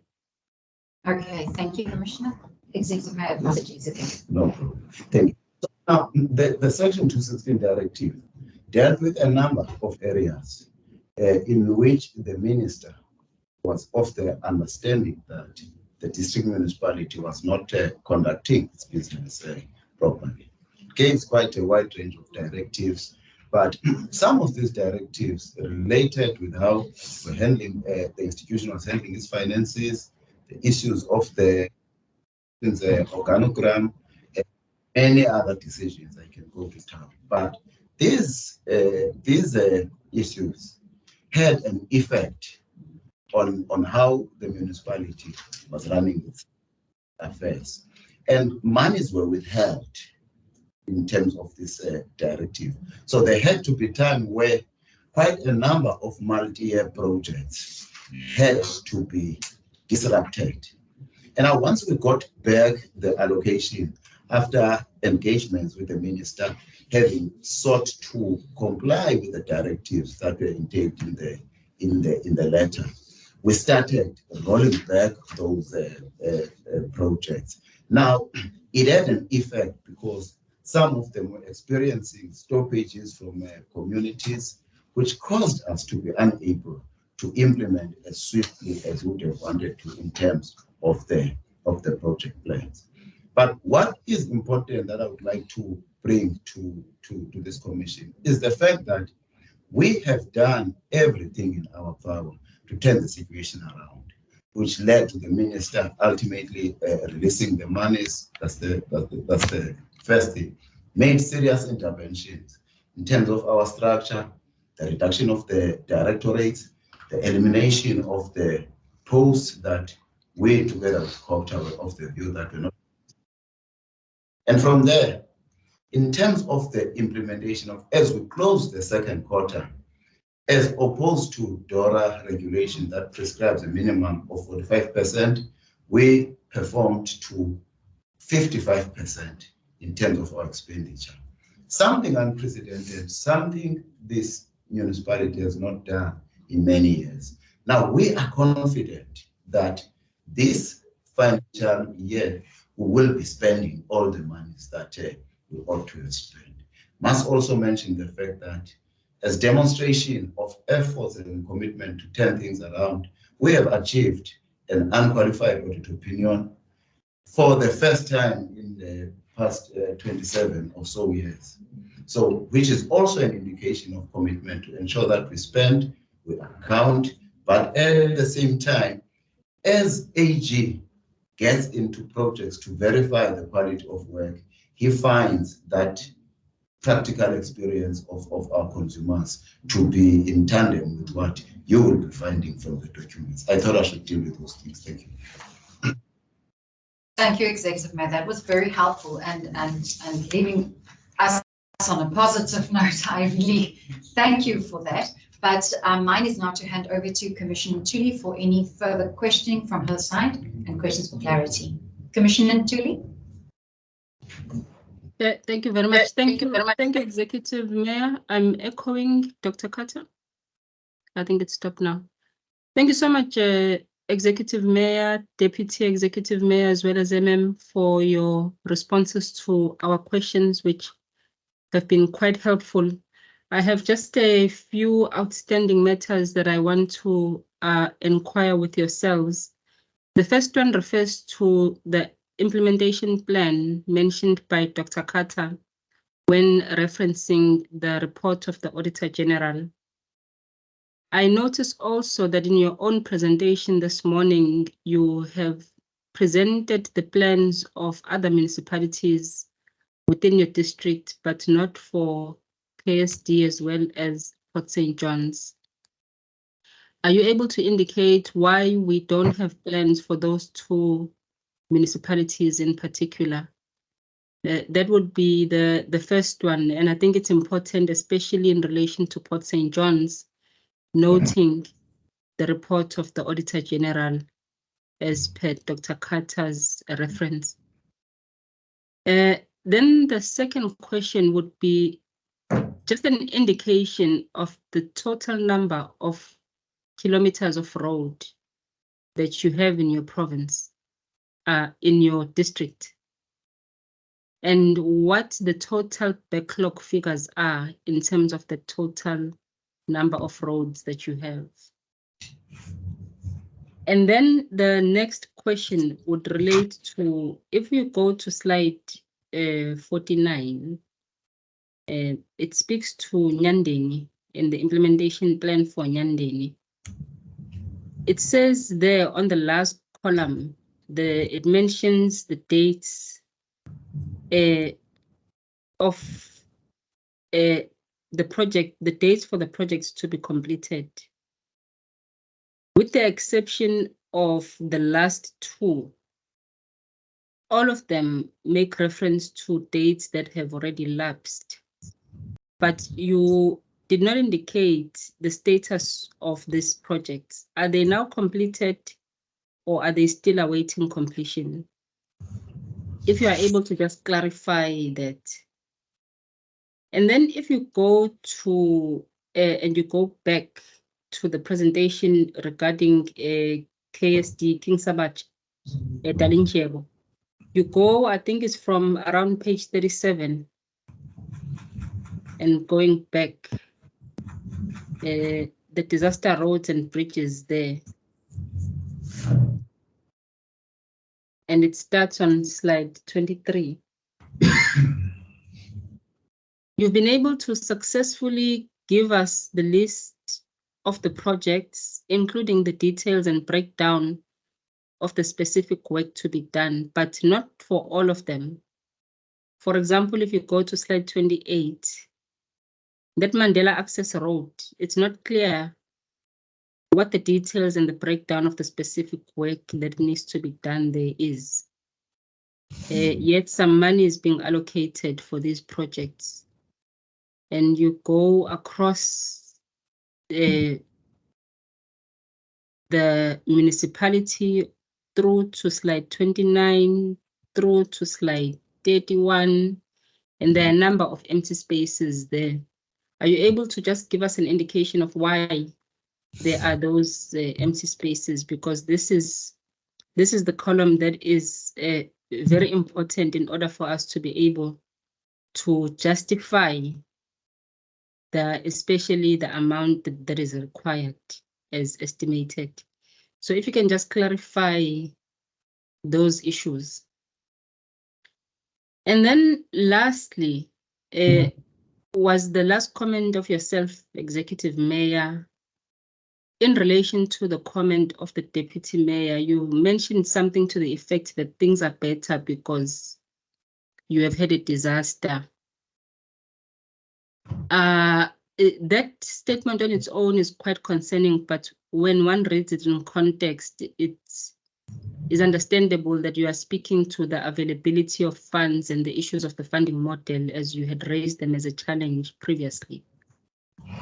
However, when one then reads that against the comment, especially of the Deputy Mayor, which is that, and she was referring to the Port St. John's roads, that there were roads that were fixed under the disaster management funding, but then they were destroyed again in November.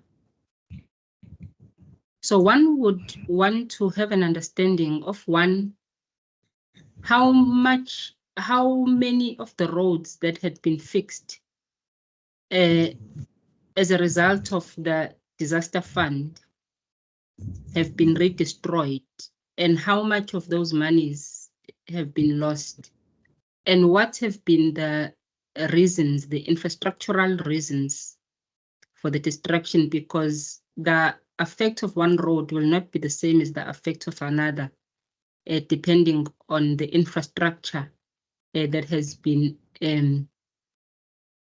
put in place on that road. So if you are able to just give us a sense of how much is the kilometer and the extent of damage of the roads that would have been fixed as a result of the disaster management fund, and how many of them have then been redestroyed from November, and what is the value in terms of rands of that destruction. And one would want to read that against the statement that things are better now because there's been a disaster. I'll pause there, Executive Mayor, Deputy Mayor, as well as MM, for your indulgence. Thank you so much.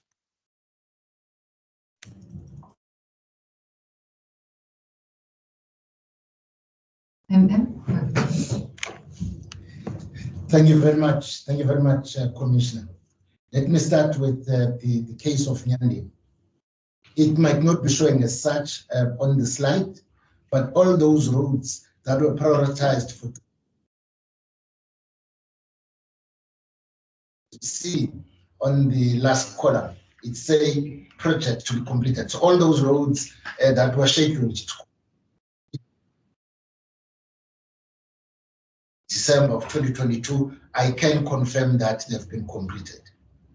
As have been just the way we wrote and the coloring we used in the slide itself, that is not giving a precise reflection of what happened exactly. But I can confirm that those roads were completed. I then move on to the issues around King's. Because the information was coming in bits and pieces from local municipalities, it might have not come in full such that we could fill in the gaps that are showing in the slides, Commissioner. But I can confirm that we at home fill up those gaps and provide an updated report which would have dealt with the gaps that are showing in the case. Also confirm that all local municipalities have got project implementation plans. We may not have put the project implementation plans for all of them, but it's something we can submit because all councils have approved project implementation plan that detail the work that is prioritized for the current financial year. I can now give over to my leadership to deal with the disaster questions. Thank you very much. Maybe Commissioner Nduli, I can go to the question asked about a road being eroded or being struck by a disaster. Then you do maintain it, when you got the money for disaster, but again, that same road is eroded again. I was making an example because it's a fact. If you go to Port St. John's, you'll find that not Port St. John's alone, even other LMs, whereby you'll get that maybe the exact numbers of kilometers, I cannot tell it now, or the cost, because the assessment is being done, but it's a fact in most of the areas whereby a road was eroded because of a disaster, then you got money, as the executive mayor has said, that maybe the monies of disaster talking to those areas that have been destroyed, it has assisted us. But after few months, the disaster will hit again. The same road that you have maintained, it will be eroded. We have such cases, but the exact number of the cost and kilometers, I'll be lying if I can talk to them. But if you can go to those LMs, can get after the assessment from those LMs, can have that information. Thank you. Thanks. In fact, may I just mention that commissioners, Port St. John's within the Tambo district, I think is an area leading in terms of being disaster. All these problems they happen. Go to the KSD, that will be rampant in the Coffee Bay side, but its nature in the KSD used to strike on the housing element. So, as correctly the Deputy Executive Mayor has mentioned, the work of assessing the extent of the demand of the disaster is still ongoing, especially the ones that have occurred owing to the recent floods. Thanks so much.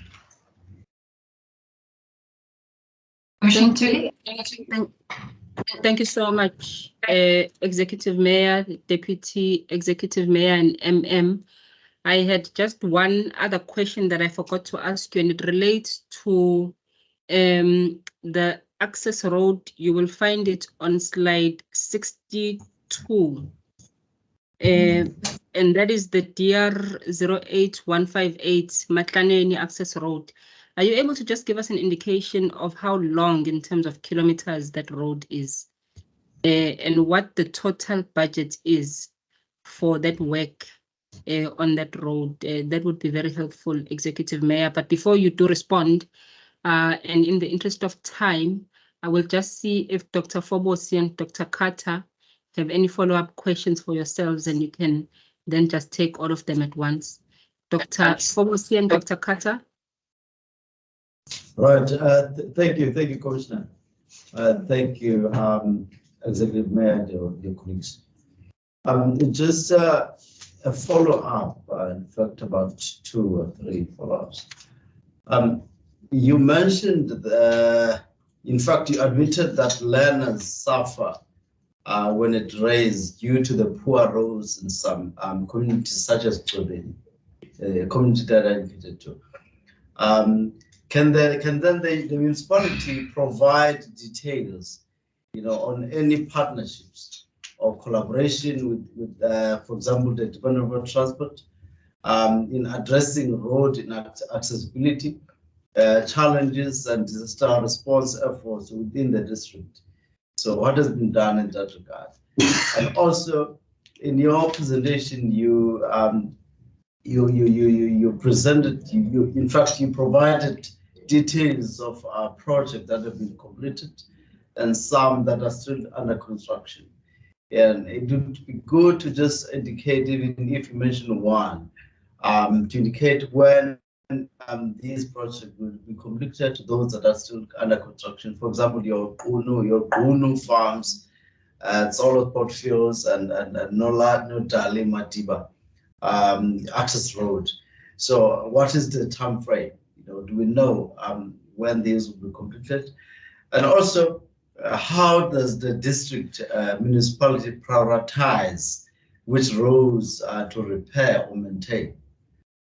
Especially considering the varied conditions of provincial roads and the impact of persistent disasters on road infrastructure. And also, what specific measures are being taken to ensure the effectiveness of RAMs, right? Program in assessing and improving road infrastructure. So what effectiveness there is being done? Could you also elaborate on the coordination efforts, between district municipality and local municipalities and handling road maintenance and disaster response, particularly regarding the resource allocation and the collaboration? And the last one is regarding the implementation of the bridges program. What criteria were used, to select the specific bridges, for construction? And how do these bridges, assist in ensuring that people have access to various services? Thank you. I'll stop there. Over to you, Commissioner. Thank you, Dr. Fobosi. Dr. Carter, are there any follow-up questions on your side? Just a quick one, Commissioner. Thank you so much, Executive Mayor. Because we are speaking about Port St. John's very specifically, we note that the AG highlighted this municipality as an issue. Just from my side, maybe just one or two clarity questions on whether there has been improvement. One of the issues that the AG specifically had is the management positions, which had not yet by then been permanently filled, but noting from your submission, Executive Mayor, it sounds like a lot has been done in the meantime. So I would just want you to highlight whether those issues that the AG, who quite frankly mentioned Port St. John's as one of the worst performing in the province, that one should perhaps just have clarity. Has there been movement on those issues that were highlighted, because they are at the receiving end of all of the disaster issues that we've been speaking about this morning? Thank you so much, Commissioner. Thank you, Dr. Carter. Over to you, Executive Mayor.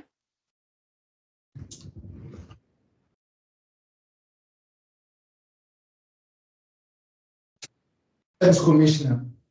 We do not have offhand the exact length of the Mantlhaneni access road, but this is information we can sort from the Provincial Department of Transport and provide to the Commission.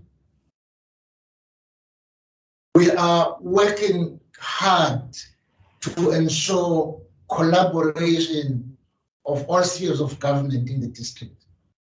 We have an IGR forum, or the DIMAFO, that the mayor coordinates, where all departments, local municipalities come under one roof to talk about mechanisms of collaboration in dealing with issues faced by our people.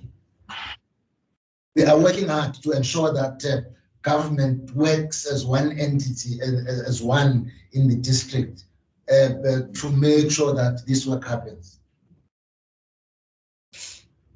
All projects have got dates for completion.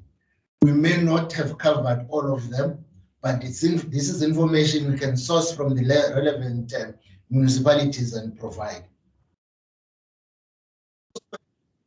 Established what we call a municipal managers forum.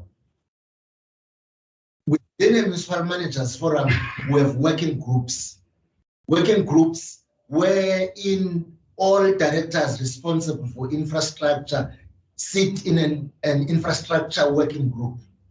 That's where they deal with issues of road infrastructure, challenges of water and sanitation, electricity, and all these basic services that we have a responsibility for as municipalities.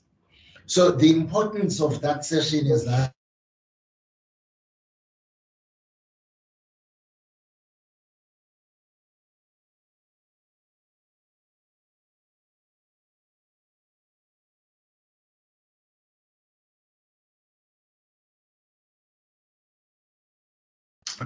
Commissioner, are you able to hear us now? The mayor got cut, but I can hear you, Dr. Carter. We are back, Commissioner. Apologies.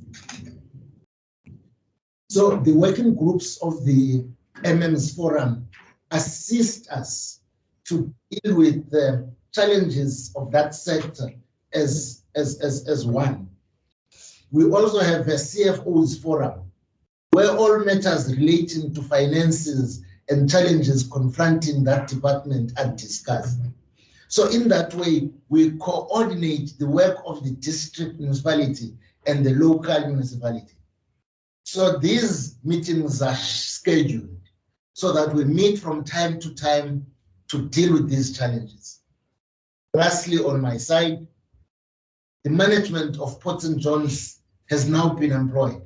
All positions except the director for infrastructure have been filled. But what we have done as a district is that in the meantime, we have seconded an official to act as a director infrastructure in Port St. John's, so as to make sure that that work does not fail. So we are working hard with them to facilitate the finalization of the recruitment processes for the Director for Infrastructure in Port St. John's. We will only recall our secondee once that process has been finalized in Port St. John's. We have also sent our own Director for Infrastructure, Water and Sanitation to sit in the panel in Port St. John's to speed up the recruitment processes for the Director Infrastructure, which is the only directorate that is not filled as we speak in PSJ. The information, we are working hard to share this information in the working group, infrastructure working group, so that when local municipalities go back to plan, they are guided and informed by the information that would have been produced through REMS to guide their infrastructure planning. Thanks.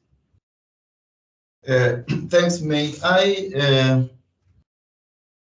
add that there's some direct interaction between ourselves as the local sphere, the provincial and national governments, including public works and the army, for the building of some bridges within our communities.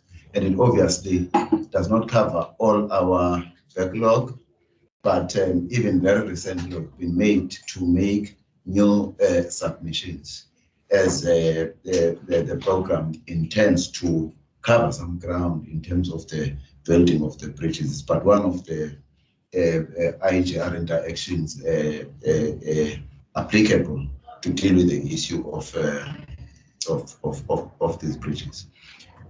In the space of prioritization, it takes quite different forms and shapes, because, as you will recall, that a council will make its 5-year plan in terms of its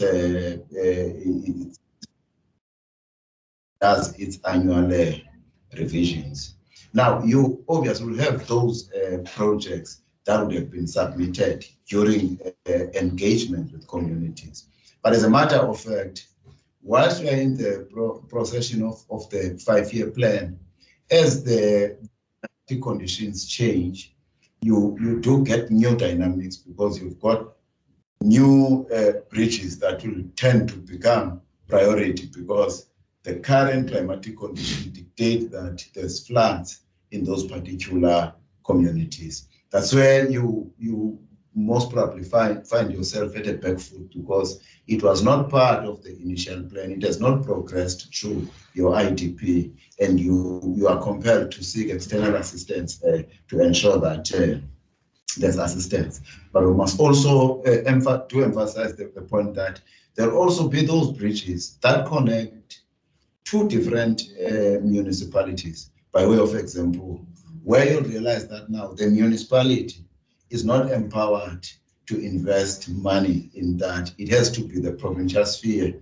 that must come in, because it actually connects two different municipalities. In the space of RAMS, we do have a forum that sits for the coordination and management of work.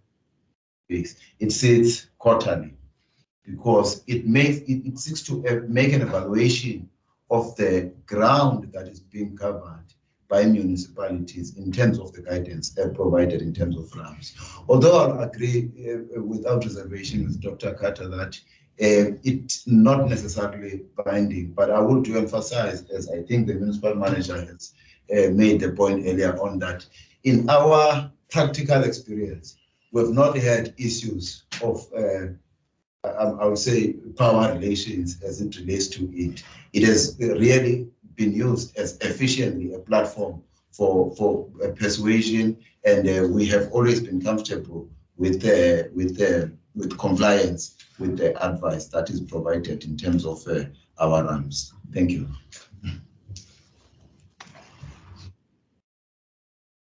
Thank you very much, Executive Mayor. I'm echoing the Dr. Carter. Thank you so much. All right. Yes, it's much better. Executive Mayor, Deputy Executive Mayor, as well as I'd like to thank you for your time. We have now come to the end of our engagement, at least this morning. But please do note that if there are any other follow-up questions that we may have for yourselves, we will then engage you further for clarities. But for now, we'd like to thank you for your time, to thank you also for engaging with our questions and also for coming to this hearing, even though it was under the subpoena premises, but we thank you nevertheless. We'd like to wish you a good day. You may now be excused. Thank you so much. Thank you. Thanks so much. Thank you so much. I'd like to hand over to then Dr. Carter to call on the next institution and to also just assist us in terms of time management and how we are going to proceed, noting that we have exceeded our time as per the program. Thank you so much. Thank you, Commissioner. We will now be asking the representatives of Transnet to join us for their submission. We unfortunately have to break at just right before 12, Commissioner, and we will also be load shedding. So the proposal is that we will be proceeding as far as possible up until then, and then reconvene at 1 o'clock, where we may then be posing the questions to Transnet in respect of how far their submission, but also seeing just how far we will get between now and then. So we will be chasing the time regardless. So we will just wait for 2 minutes, Commissioner, whilst the colleagues from Transnet will be joining us in the room. Should I call in, please? Oh, no. That's the network. Yeah, it is what it is. Yeah, we still got that 1 hour. It's fine. We've got 1 hour, and then we break for 12. We will continue after 1 with questioning. I think there's no questions left. The after 1 thing, it will have to be because of the. Let's change from 12 to 3. Yeah, we have to sit in my office or something, so we will just continue to proceed from that side. Is there enough time to considering we don't have to propose one? There's no kind of proposal. So let's rather leave it now.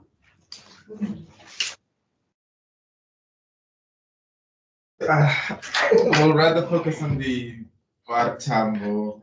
Yeah. You went to Transnet. That was the brief we were given, because we've got visuals of those shoddy bridges there and that road. So what are you doing now? Will they step in now? Transnet is coming. You can't even interview. No, don't have time. Okay.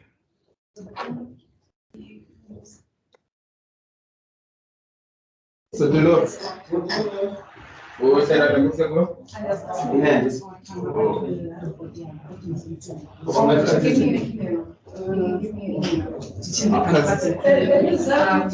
My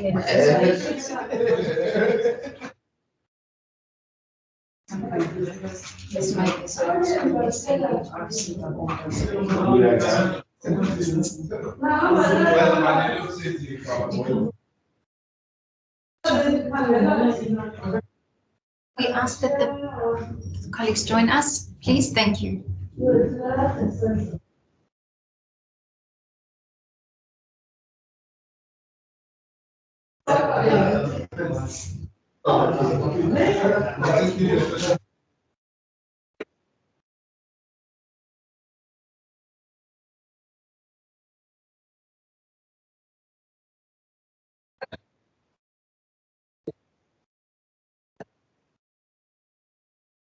The musical is run away.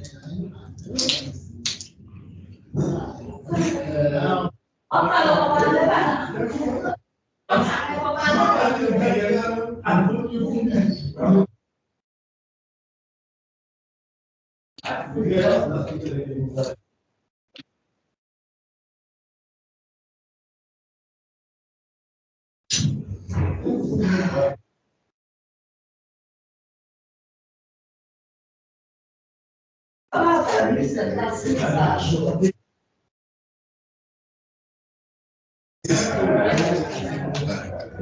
morning, sir. How are you? Please come join us this side. This side. Okay.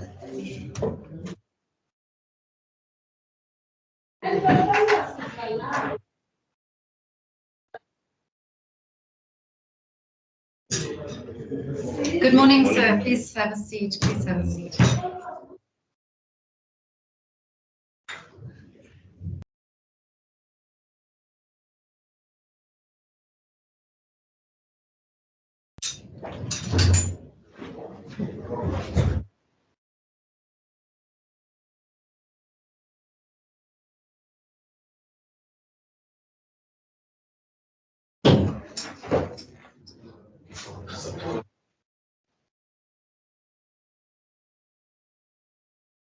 Are you able to restart OBS or something? I've tried to do that. I've tried to do that about 3 or 4 times. But then OBS doesn't give me the opportunity to choose teams. But we, on my laptop, it doesn't do anything. This is mine. It's just giving me problems. But let me try again now. Yeah. Will you be the 2 gentlemen? No, there's There's a third one. All right.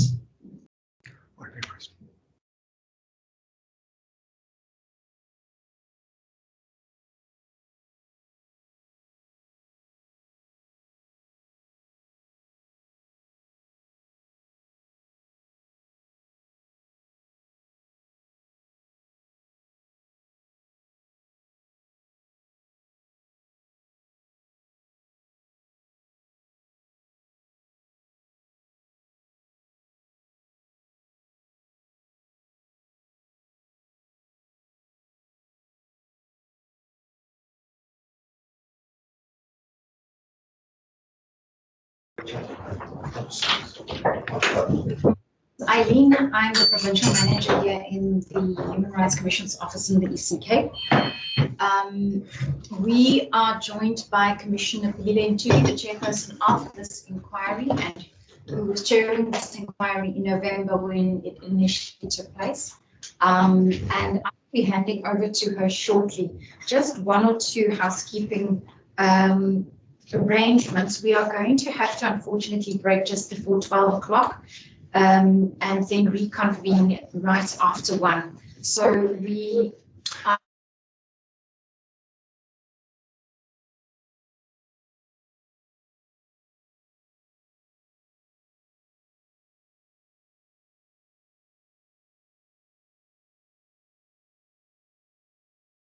Good morning. Can you hear me? Commissioner, are you able to hear me? Yes, we lost connection there for a little bit, but I can hear you now. Can you hear me? We can hear you perfectly. Thank you, Commissioner. So we will be breaking, and then if we still have to have a follow-up engagement after that, we will continue. So I am going to just quickly introduce you to my fellow panelists. This is Dr. Fobosi from the University of Fort Hare, and he is a fellow panelist and have been since the inquiry in November. And he will also, as an equal participant in the inquiry panel, will have insight into the final report and recommendations, which the panel will compile after the finalization of proceedings. So mine is just now to hand you over to Commissioner Pilile Ntuli, and she will take us through the background of the inquiry in respect of why are we convened here today, and how the proceedings will unfold, as well as the undertaking of the oath. Over to you, Commissioner Ntuli. Thank you so much, Dr. Carter, and good morning, colleagues. Thank you. I was going to request that I see the video of the colleagues, but now I am able to see you. Good morning, gentlemen. Are there no women in the leadership of Transnet?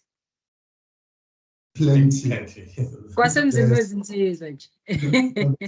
is just the hearing coincides with one of our key stakeholder engagements, the mining endeavor in Cape Town.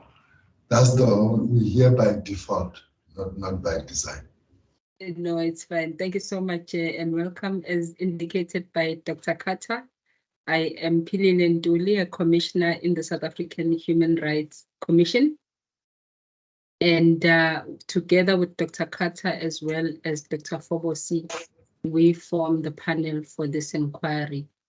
You must by now be fully aware of the purpose of this inquiry and what is expected of yourselves.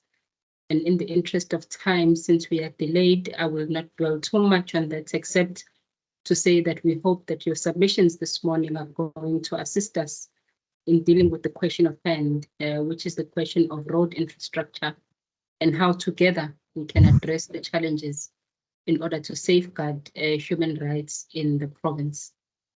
Without then further delay, I am going to now proceed to administer the oath. But first, may I just check if all three of you will be presenting this morning? Okay, thanks, Commissioner. Maybe we'll just start with questions. My name is Stanley Mamarkhani. Before we go there, sir, if I may just check if all of you will be presenting this morning so that we can then do the administrative processes with all those who will be presenting. So in the main, Mr. Mamba will be doing the main presentation. Myself and Mr. Makaula will be assisting with the Q&A session. Thank you so much. Thank you so much. That is quite clear. And do any of you have any objections to taking the oath this morning? Objections. Thank you so much. Then, having indicated no objections, may I kindly ask you to stand so that we can administer the oath? May I then kindly ask you to read your full name, surname, the institution that you represent, as well as the position that you occupy for the record, please.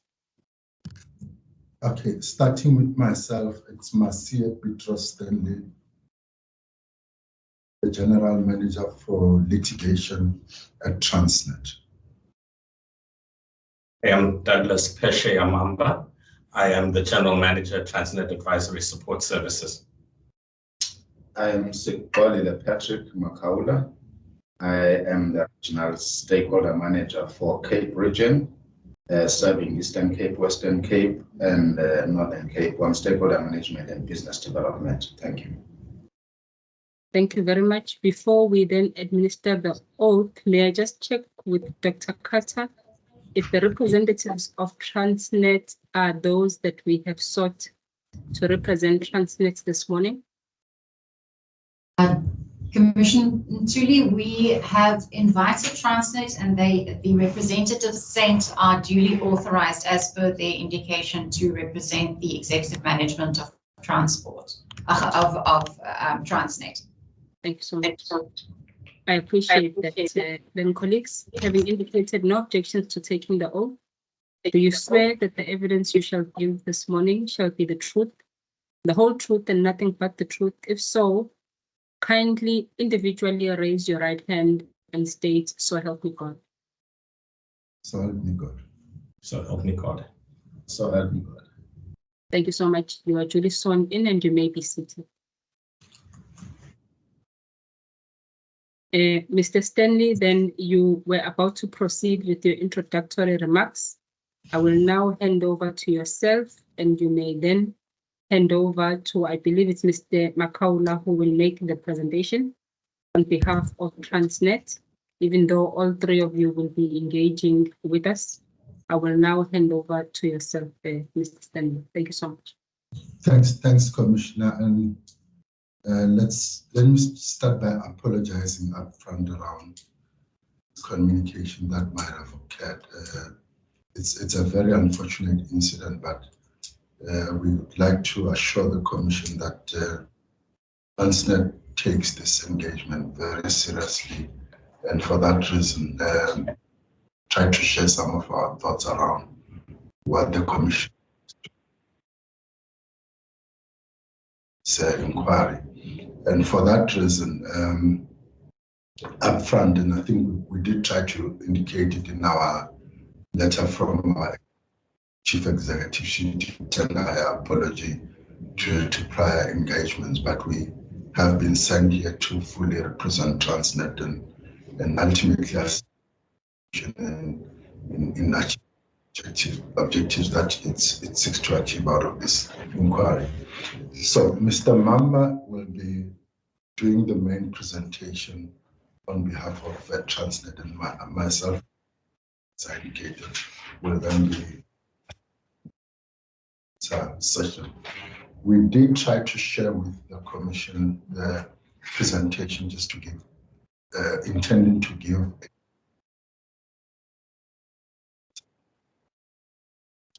that the Commission has posed, and we also assist in the meaningful engagements that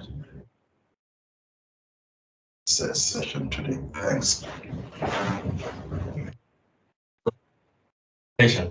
I don't know if you can see it all. Is that the same one that you provided? That was just provided, so I'll just say when I go through to the next page. The one that was provided to us last week, the PDF document. Is it? There's another one. All right. Okay. Now we will be accessing that file. You can proceed. Okay. Good morning. Good morning, everyone. Today, what we're here to do is as Transnet, we're going to delve into a crucial aspect of the economic landscape, which is logistics.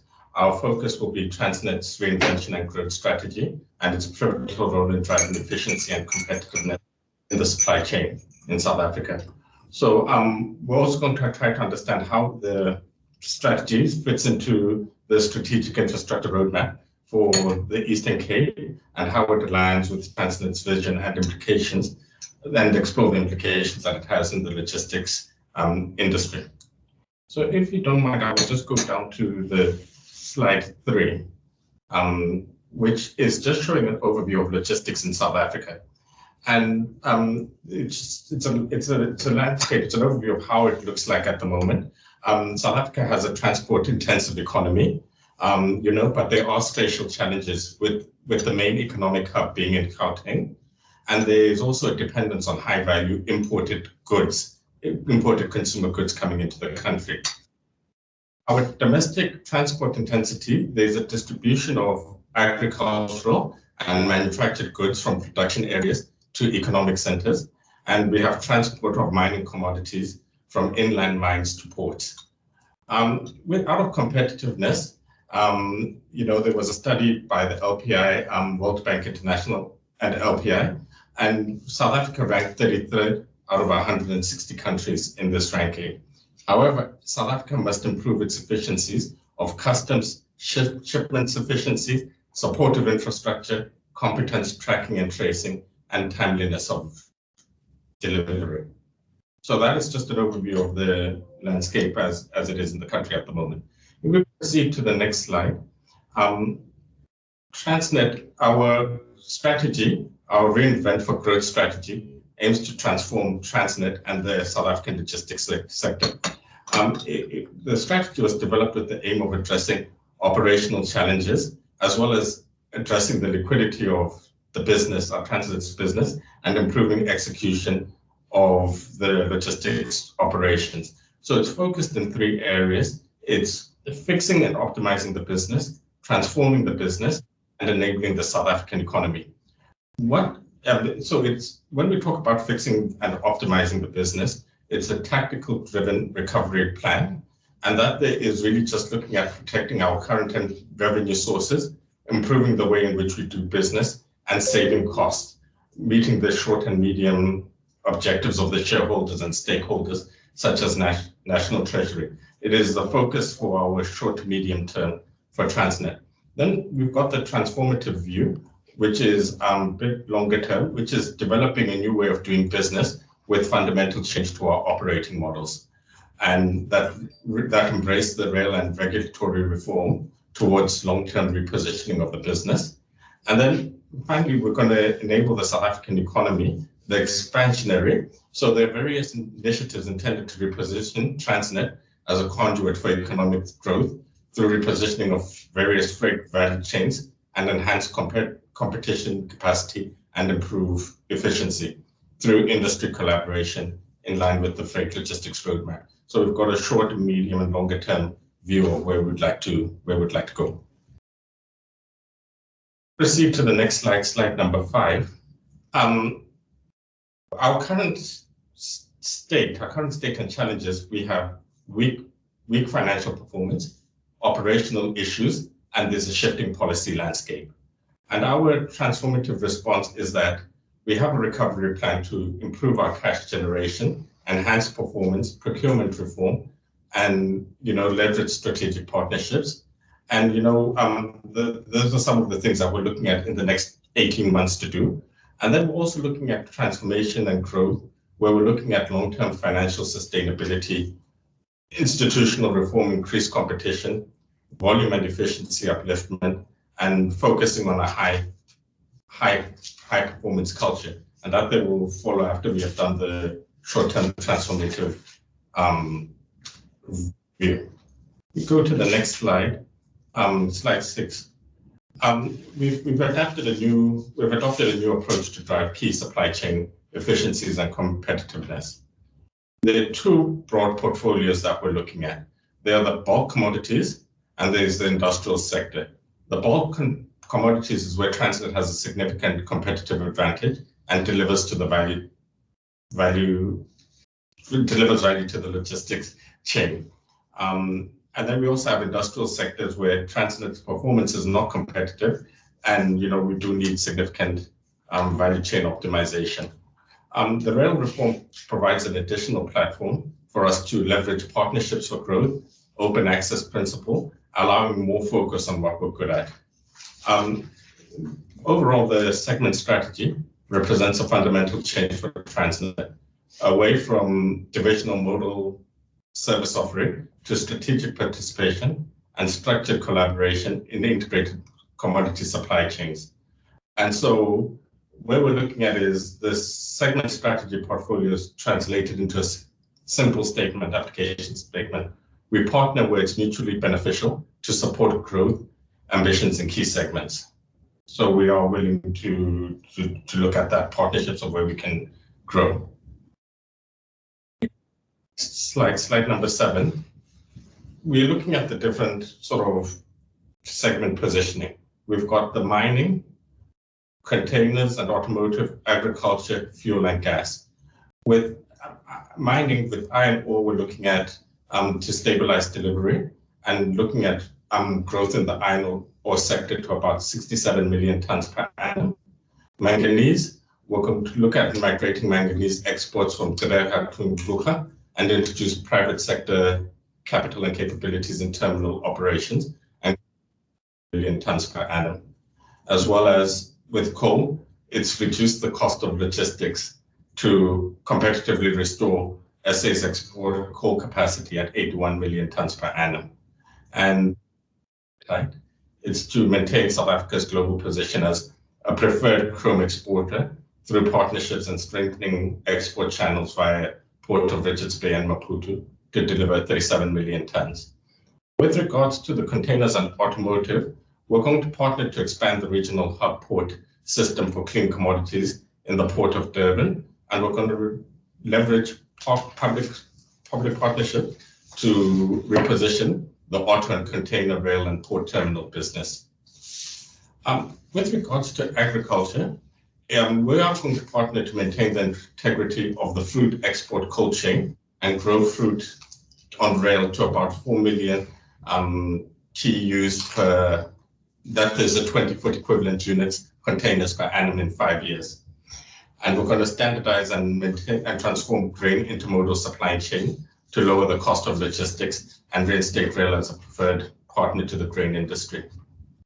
And finally, with fuel and gas, we're going to try to grow refined fuel import capacity and new entrant access and develop the gas infrastructure network as a building block towards a sustainable energy portfolio. The next slide, it's actually just to look at the strategic infrastructure roadmap of the Eastern Cape. And the roadmap of the Eastern Cape and the Eastern Cape province aims to catalyze and revive economic development and social emancipation of the communities across the region. So the roadmap, the roadmap, we looked at the different elements that it had of increased economic, social activities, economic growth, road to rail, cost reduction, skills development, and so on. And then we looked at the outcomes like enabling production and trade, catalyst for economic growth, driving exports and ensuring rural access to markets, and job creation and skills development. And what we've done is that we're linking that to the Transnet mandate, of where we're looking at how we can assist in lowering the cost of doing business in South Africa, enabling economic growth, and ensuring security of supply through providing appropriate port, rail, and pipeline infrastructure in a cost-effective manner.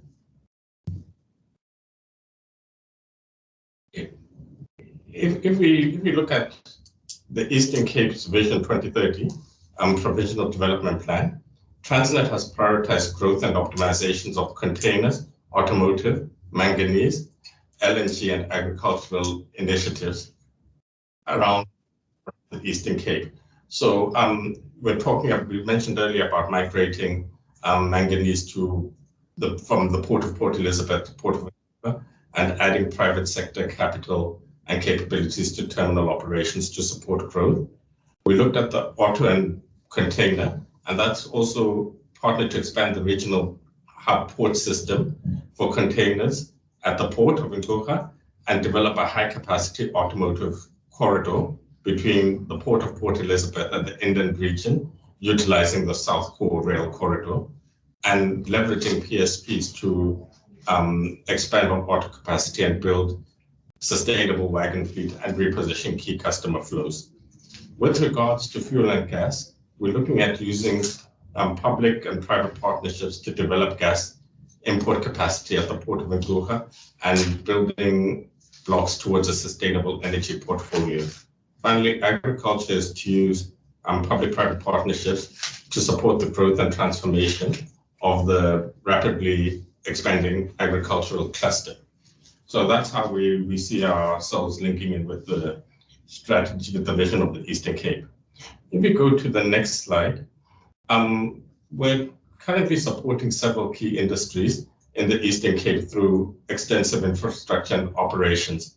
So what we've done is that, for example, Transnet Freight Rail has completed the construction of the Mabatwane crossing loop, which, although it's located in the Northern Cape, has significant implication for the Eastern Cape.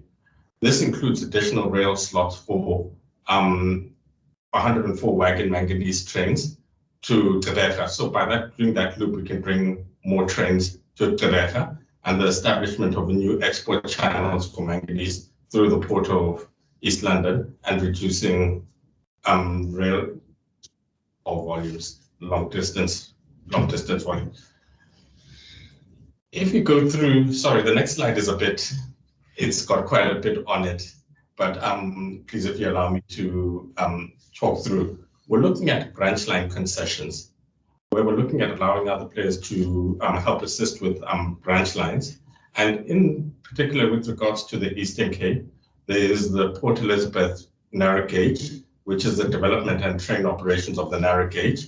The key commodities there will be tourism. The key thing will be moving there is tourism, which is, I think, only the Apple Express along that.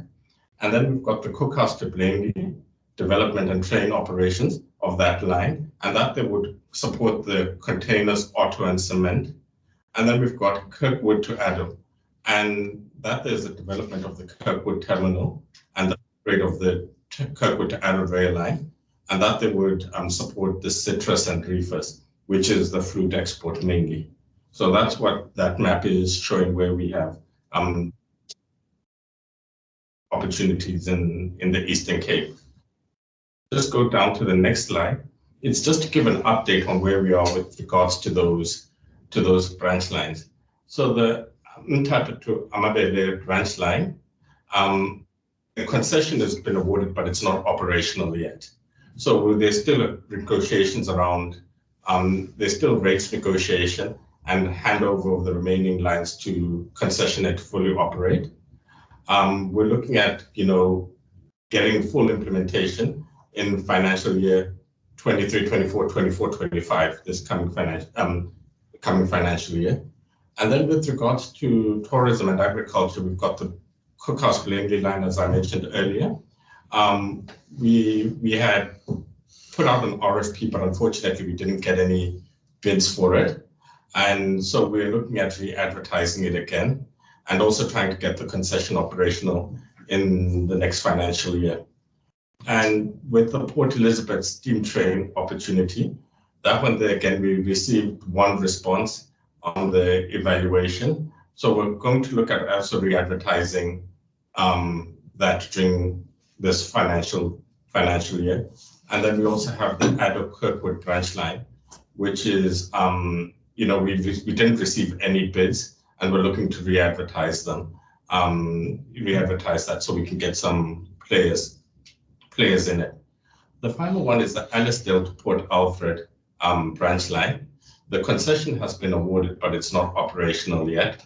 So we're re-signing the concession agreement and subsequent ancillary agreements. And once we have that, we will then be able to progress further. So there is progress that has been made. Unfortunately, sometimes not to the rate that we want, but we are getting some responses to those branch lines. If you can go to the next slide, slide 13, the implications of the road infrastructure on the logistics value chain management. We know that the transportation and logistics, we know that there's an issue around the quality of road infrastructure, the impact on logistics management, efficiency of the transport network, as well as access and mobility management. We also know that it affects economic growth and future infrastructure development, spatial distribution analysis and compatibility analysis, hazardous footprint analysis, as well as influence on economic development, as well as skills assessment and skills development and job creation. Finally, we know that it has an impact on the substandard road conditions on Transnet's delivery mandate, which affects operational efficiency, safety concerns, maintenance and repair costs, and congestion spillovers to surrounding communities, and finally, ineffective mobility management. So we do understand the implications of the road infrastructure on the value chain. So what we did do is that looking at that on the next slide, looking at where those implications are, we are also looking to see that how does it affect the different operating divisions, because there are a number of operating divisions in Transnet. So the Transnet National Port Authority is looking at the strategic planning and stakeholder engagement, as well as the environmental considerations and capacity issues. TFR, the Transnet Freight Rail, is looking at enhancing the rail infrastructure. We did mention earlier about the branch lines that they have, looking at the maintenance challenges that we have with our lines, as well as technology limitations and logistics optimization, as well as what kind of intermodal solutions are available. And with the Transnet port terminals, we're looking at logistics optimization and intermodal solutions. Finally, with Transnet properties, we're looking at maintenance challenge, Transnet land use planning, site sustainability, spatial distribution and integration planning, as well as private sector partnerships. And these have an impact on strategies for shifting road to rail traffic when we look at all these things that we're doing. To the next slide. Our planning hierarchy at Transnet happens at various operating divisions for seamless development planning and alignment on the strategic objectives. If you look at the right-hand side, we see that it comes from national and provisional planning, Transnet's long-term planning, corporate strategic plan, business planning, and operational planning. Everything feeds down, but then again, once we've done that, we also feed it back up so that all those stakeholders are aware of what we're going to do. And the planning team partakes in advancing the development of several transport planning elements in collaboration with, as we said, with various stakeholders. So for example, if you look at the planning element of municipal integrated development, we are looking at the stakeholders we engage with are the municipal entities. The spatial development framework, we're looking with the provincial departments and the Department of Transport nationally. and the municipal freight forums, the rail network for road requirements. We're working with the municipal entities, and as well with the municipal entities, we're looking at the municipal land use and transport planning forums.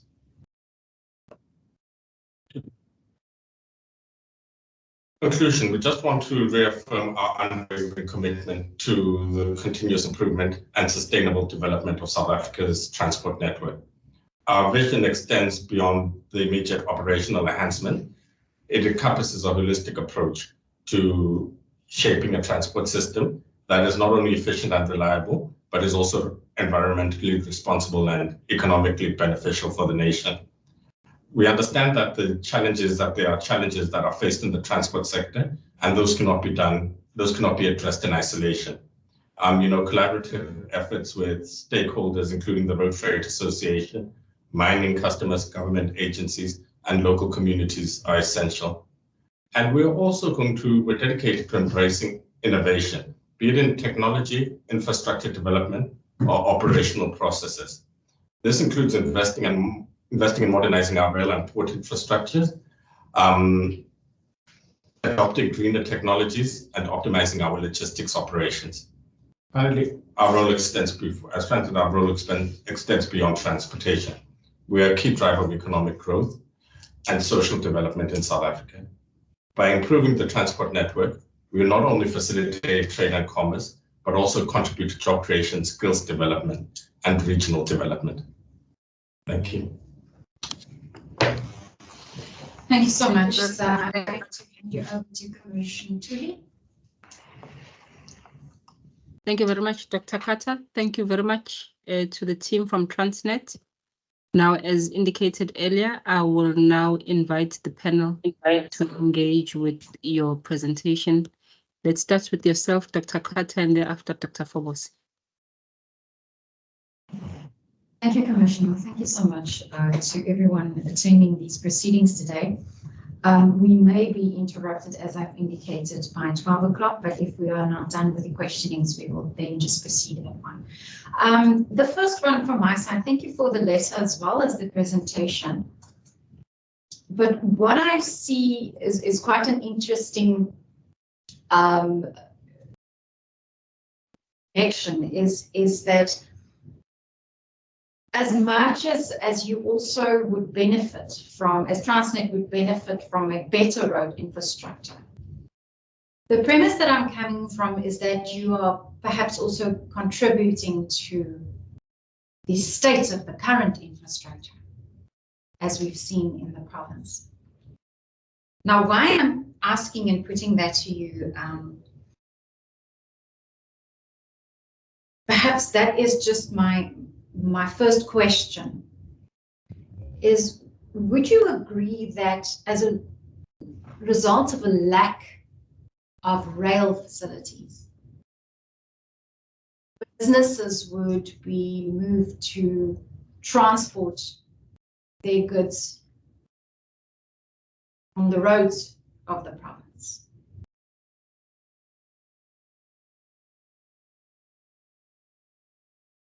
That is the one question I want to put to you, and I want your answer on. The reason I'm asking that is, let me just give you a little bit of a background as well of what we have heard. We've heard from several stakeholders since November, including the RAF, Road Accident Fund, indicating that the Eastern Cape is the third most fatalities within the province. We have seen that local municipalities cannot keep up with the maintenance of the road infrastructure within their jurisdiction because, as they've put it, there is an influx of activity and an increase in traffic volumes from trucks, freight.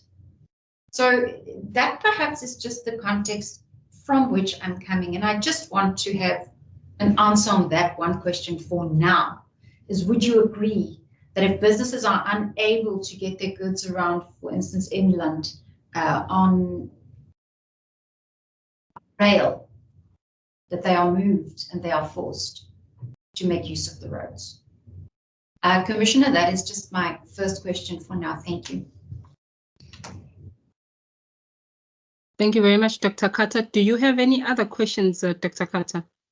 I think for now, I would reserve my follow-ups based on the answers of our colleagues. Thank you, Commissioner. Thank you very much.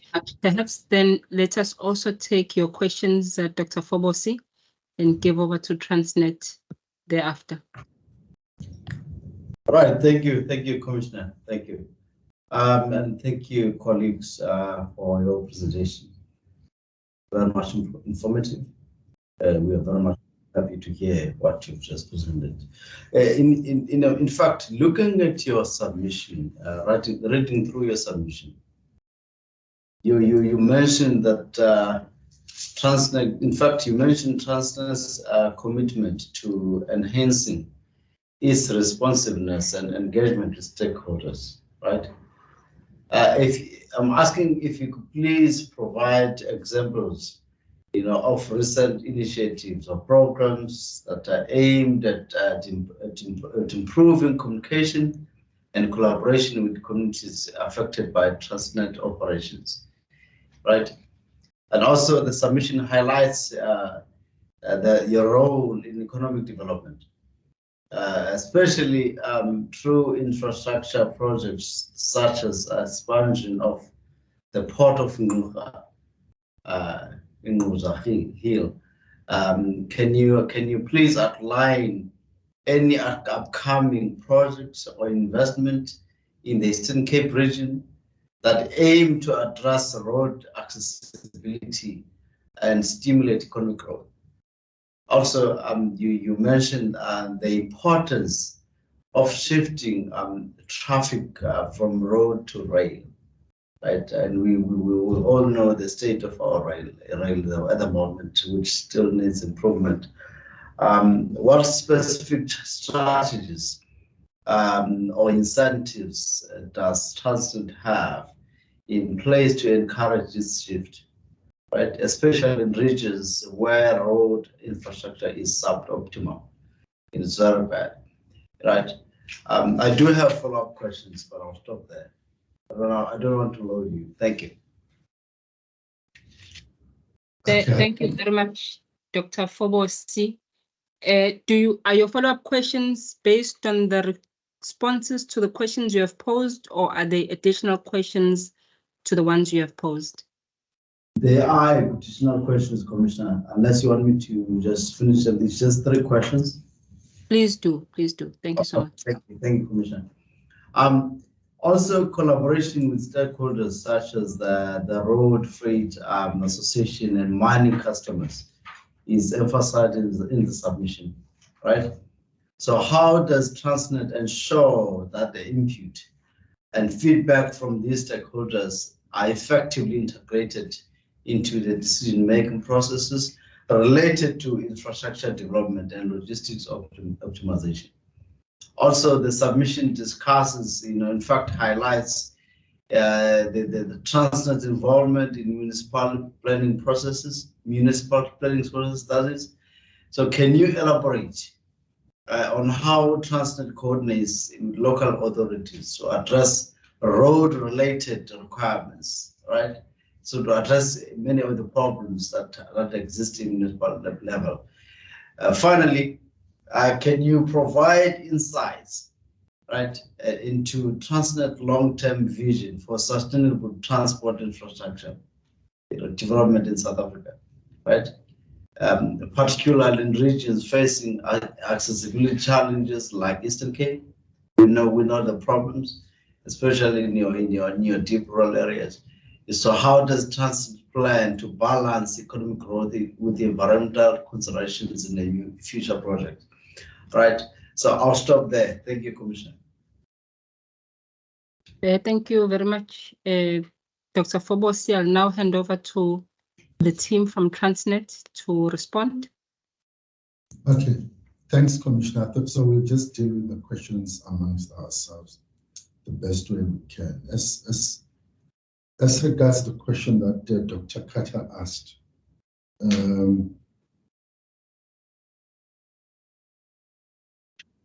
statement to the effect that Transnet is a to the current.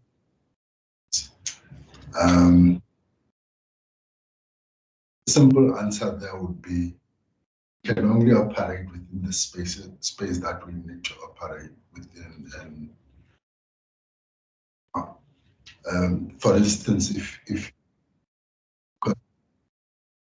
what Mr. Mamba mentioned around Transnet active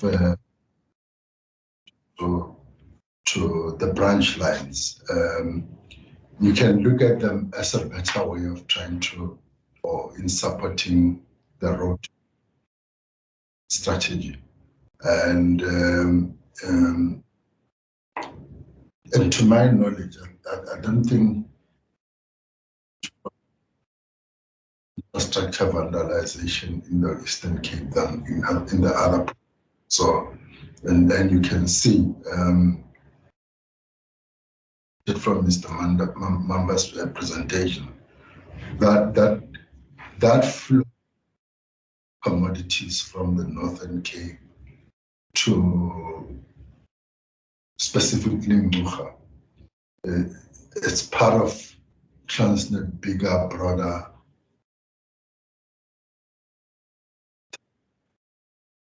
because unless we can sustain that, and remember, looking at it from alleviating cargo from road, but for Transnet, it's about its survival, and for that reason, it's important that we ensure that materializes, and it has its benefits, like the objectives of the inquiry here. Ultimately, the objectives of driving that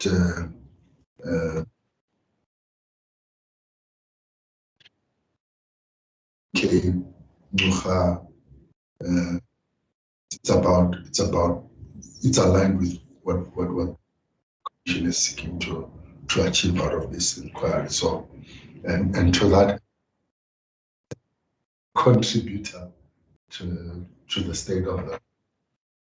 It's one of the strategies that's been employed to ensure that also Transnet. Not answering. Yeah. No, sorry, that's not definitely not answering the question. The premise from that's the strategy. The premise from which I'm coming is when one is unable to use freight, what are the alternatives?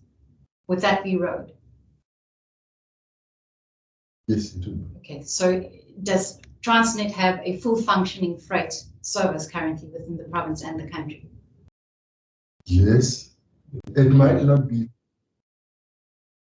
as you have seen probably, especially in the last 12, 18 months, there have been problems. But if you look at what's been there before and what's been done to try and address the problem,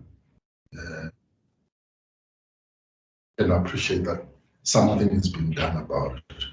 In the process of being done. It's an ongoing process. Ongoing process. Okay, look.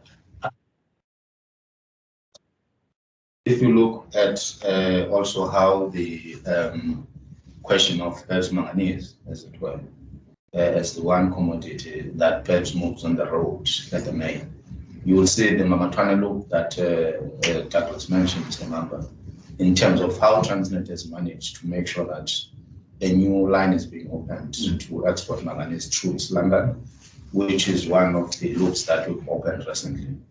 It's been a response to actually try to alleviate freight from the road to rail.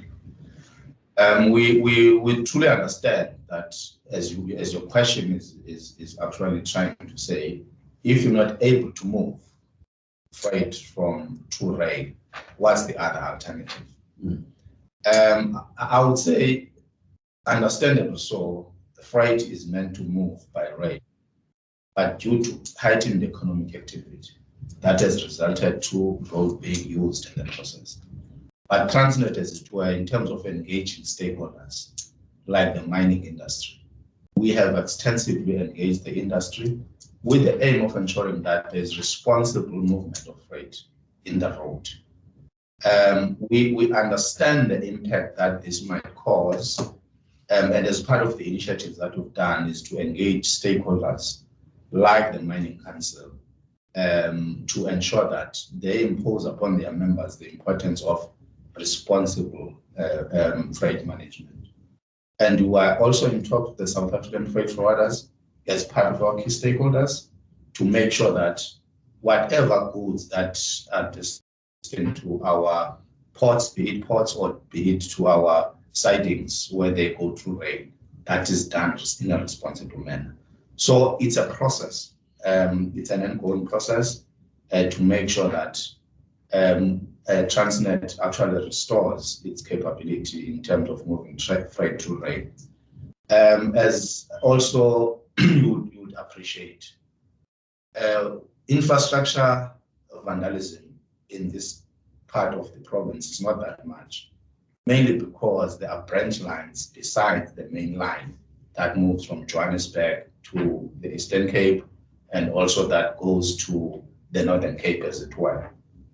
We experience such, and you would have read in the media, that Transnet has been actually affected by cable theft, which some of our rail is actually managed through it's electrified. And once cable gets stolen, then we are having a problem in moving freight through our railway network, which is something that has gained momentum in terms of collaboration with stakeholders, because that's what we're looking at. By design, by our strategic outlook is actually make sure that we migrate all the freight from road. If then I can move to the next question of enhancing stakeholder management, we're working closer with the municipalities in the process of developing their integrated development plans, where we seek to understand what their economic activity is, so that we can better advise in terms of how can it move. This includes the recently launched district development model, the DDM model, which is actually looking at how the integrated planning is done by municipalities to make sure that it encompasses our overall ability to move goods. That also includes working with business chambers, because business chambers and the business, as it were, are integral in actually coordinating activities from the business sector. And our role is to make sure that that is done. And the concessioning of the branch lines has been one of our outlook to make sure that if for a layman, a branch line is a line that transversing through the rural areas, as it were, besides the main line. It's the old railway line. For instance, if you know the Amapele Umtata rail line, it's the one that connects Umtata right to KZN. But that line is dormant now. The provincial government tried to revive the K-rail as a way of a transversal passenger train. But through that line, also the concession that was done for Amapele branch line is actually a way through working with the Amatole district municipality, Aiduikwa or Tambo, to see which goods can be transported through that line. And by that, we will be able to have a stronger case as the process has been with Speku's argument or with the Mtata branch line, is to actually look at which commodities can be put in that branch line. And by that, there will be a lot of alleviation of traffic from the road to rail. So it's one of the efforts. But then also that needs a concerted, or it needs a lot of stakeholder collaboration around the process, because moving freight from road to rail, it needs the necessary volumes, so that, if I may say, the train must be full. You can't drive a train that is not filled up to capacity. So those are the ongoing engagements we're having with stakeholders. And the mining industry, as it were, as I've mentioned, that in the mining industry, we work with the mining council. We work with the actual mining companies, as it were, and also with the back of port operators to make sure that the work that they do conforms to our standards. At the main, we want to make sure that whatever commodity that comes to the port, it has been transported in an environmental sustainable manner, one, and also we by all means trying to make sure that fatalities in the roads are reduced, because that's one of our outlook, and that could be done through responsible behavior from the freight forwarders and the trucking companies that do that.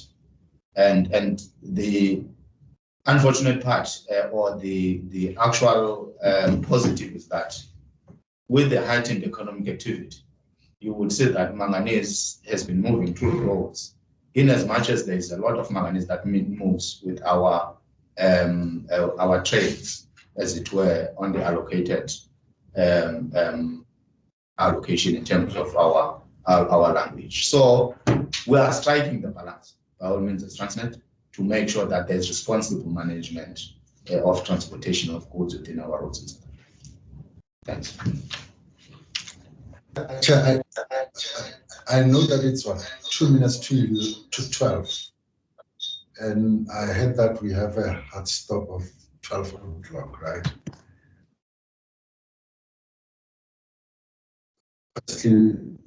Would it allow us the 2 minutes that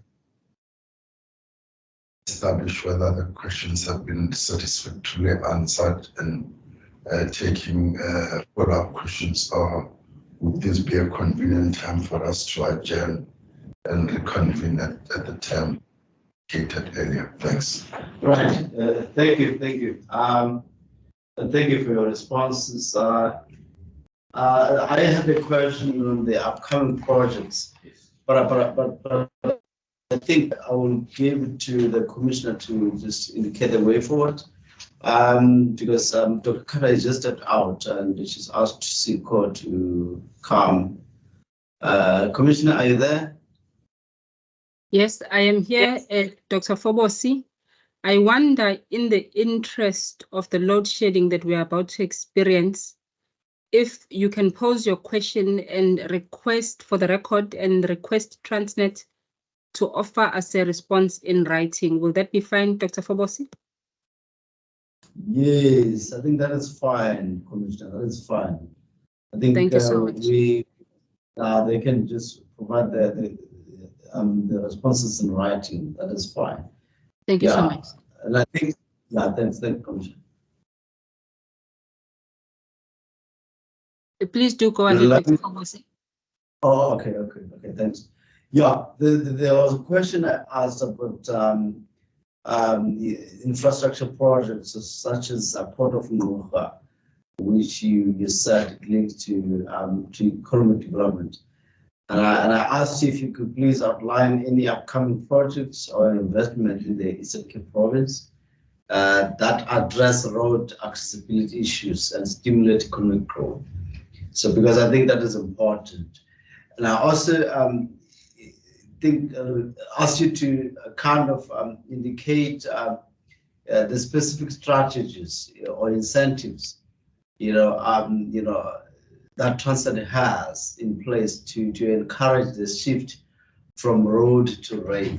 So, what are some of the strategies that are in place to improve, to encourage that transition? So, I just have those two follow-ups, Commissioner. Thank you. Thank you very much, Dr. Fobosi. I do think those are very important questions. And I think it would also be important to have them in writing. So let us ask Transnet to please note the questions and provide us with responses in writing within the next 24 hours. Thank you very much, Dr. Fobosi. Colleagues, this then brings us towards the end of our engagements. I do not have any specific questions for the team at Transnet. The questions I would have had have been covered, but I must thank Transnet. And before we then excuse the team from Transnet, and in the interest then of the load shedding that we are experiencing, we must move towards adjourning this very, very important inquiry. As the South African, yes. Again, I think we would like some more time to provide the written responses, appreciating the fact that these are important questions and we see ourselves as playing an important role in commission with the responses. I would say with your permission, Chair, we'll do our best to ensure that at least we give you the responses by Friday, on Friday. One would have assumed that had we had enough time, those questions would have been responded to today as we engage, which is why then I would have given that 24-hour period to say, since we don't have the time today, then let us offer you the opportunity to reflect and provide us with your input by tomorrow. However, noting your request, we will then agree that the responses will be submitted to us by Thursday, close of business, as opposed to Friday. That should give all of us sufficient time to reflect and to draft those responses. So will Thursday, end of business day, suffice for yourself, sir? We appreciate the indulgence. Thank you very much. Thank you, sir. Best to get the written responses by close of business on Thursday. Thank you so much. Our logistics team is also noting that, and they will also then await those responses from yourselves. I will also perhaps just ask that a reminder should be sent by Wednesday so that we ensure that that response does arrive to us by Thursday. Colleagues, then in closing, as the South African Human Rights Commission, we have conducted this inquiry into the inaccessibility of roads in the Eastern Cape from November 2023 up until today. During the first leg, which would have been from November, the Commission engaged with and received submissions from stakeholders representing all corners of the province in the Eastern Cape, from both the state as well as non-state institutions, also from individual community members who are affected by the state of roads in the provinces, as well as organized civil society. We had convened this inquiry on the backdrop of rising complaints relating to the inaccessibility of roads and their effect on the attainment of human rights across the province. The complaints that we had received illustrate the crucial role that the road infrastructure plays in ensuring the enjoyment of basic human rights and in facilitating access to socio-economic rights in particular, especially for rural communities. Poor road infrastructure can, and in the identified communities, has proven to be an impeding factor in accessing healthcare facilities, emergency medical services, timely medical treatment, as well as police services where those are needed. Furthermore, the inaccessibility of roads in the province presents a host of other notable challenges, which I must mention include the right to education, as many learners in the respective communities face difficulties in attending schools regularly, resulting in interruptions to their education. In some instances, learners have resorted to utilizing unsafe alternative modes of transportation pursuant to accessing their right to education. The right to freedom of movement, poor road infrastructure, especially in some of these communities that I have mentioned above, have alleged to limit freedom of movement and their inability to participate in social and economic spaces. Another factor is the access to employment and economic opportunities.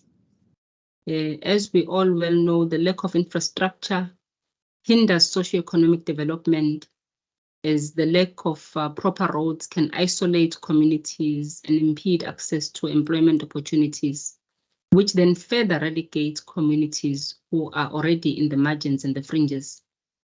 And then lastly, the inaccessibility of these communities due to poor road infrastructure delays and hinders access to basic services, such as the maintenance and improvement of the housing conditions, delivery of clean water and sanitation services, impact their right to food and access to essential services.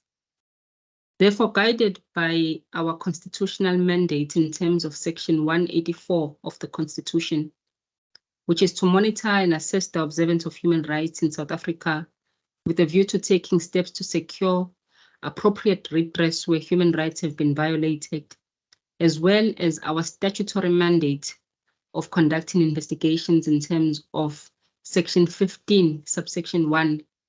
The Commission has convened this inquiry to address the challenges as I have outlined them. The inquiry panel was composed of myself, Commissioner Pili Lenduli, as the chairperson of the inquiry, and I was joined by Dr. Aileen Carter as well as Dr. Siabulela Fobosi as an external panelist.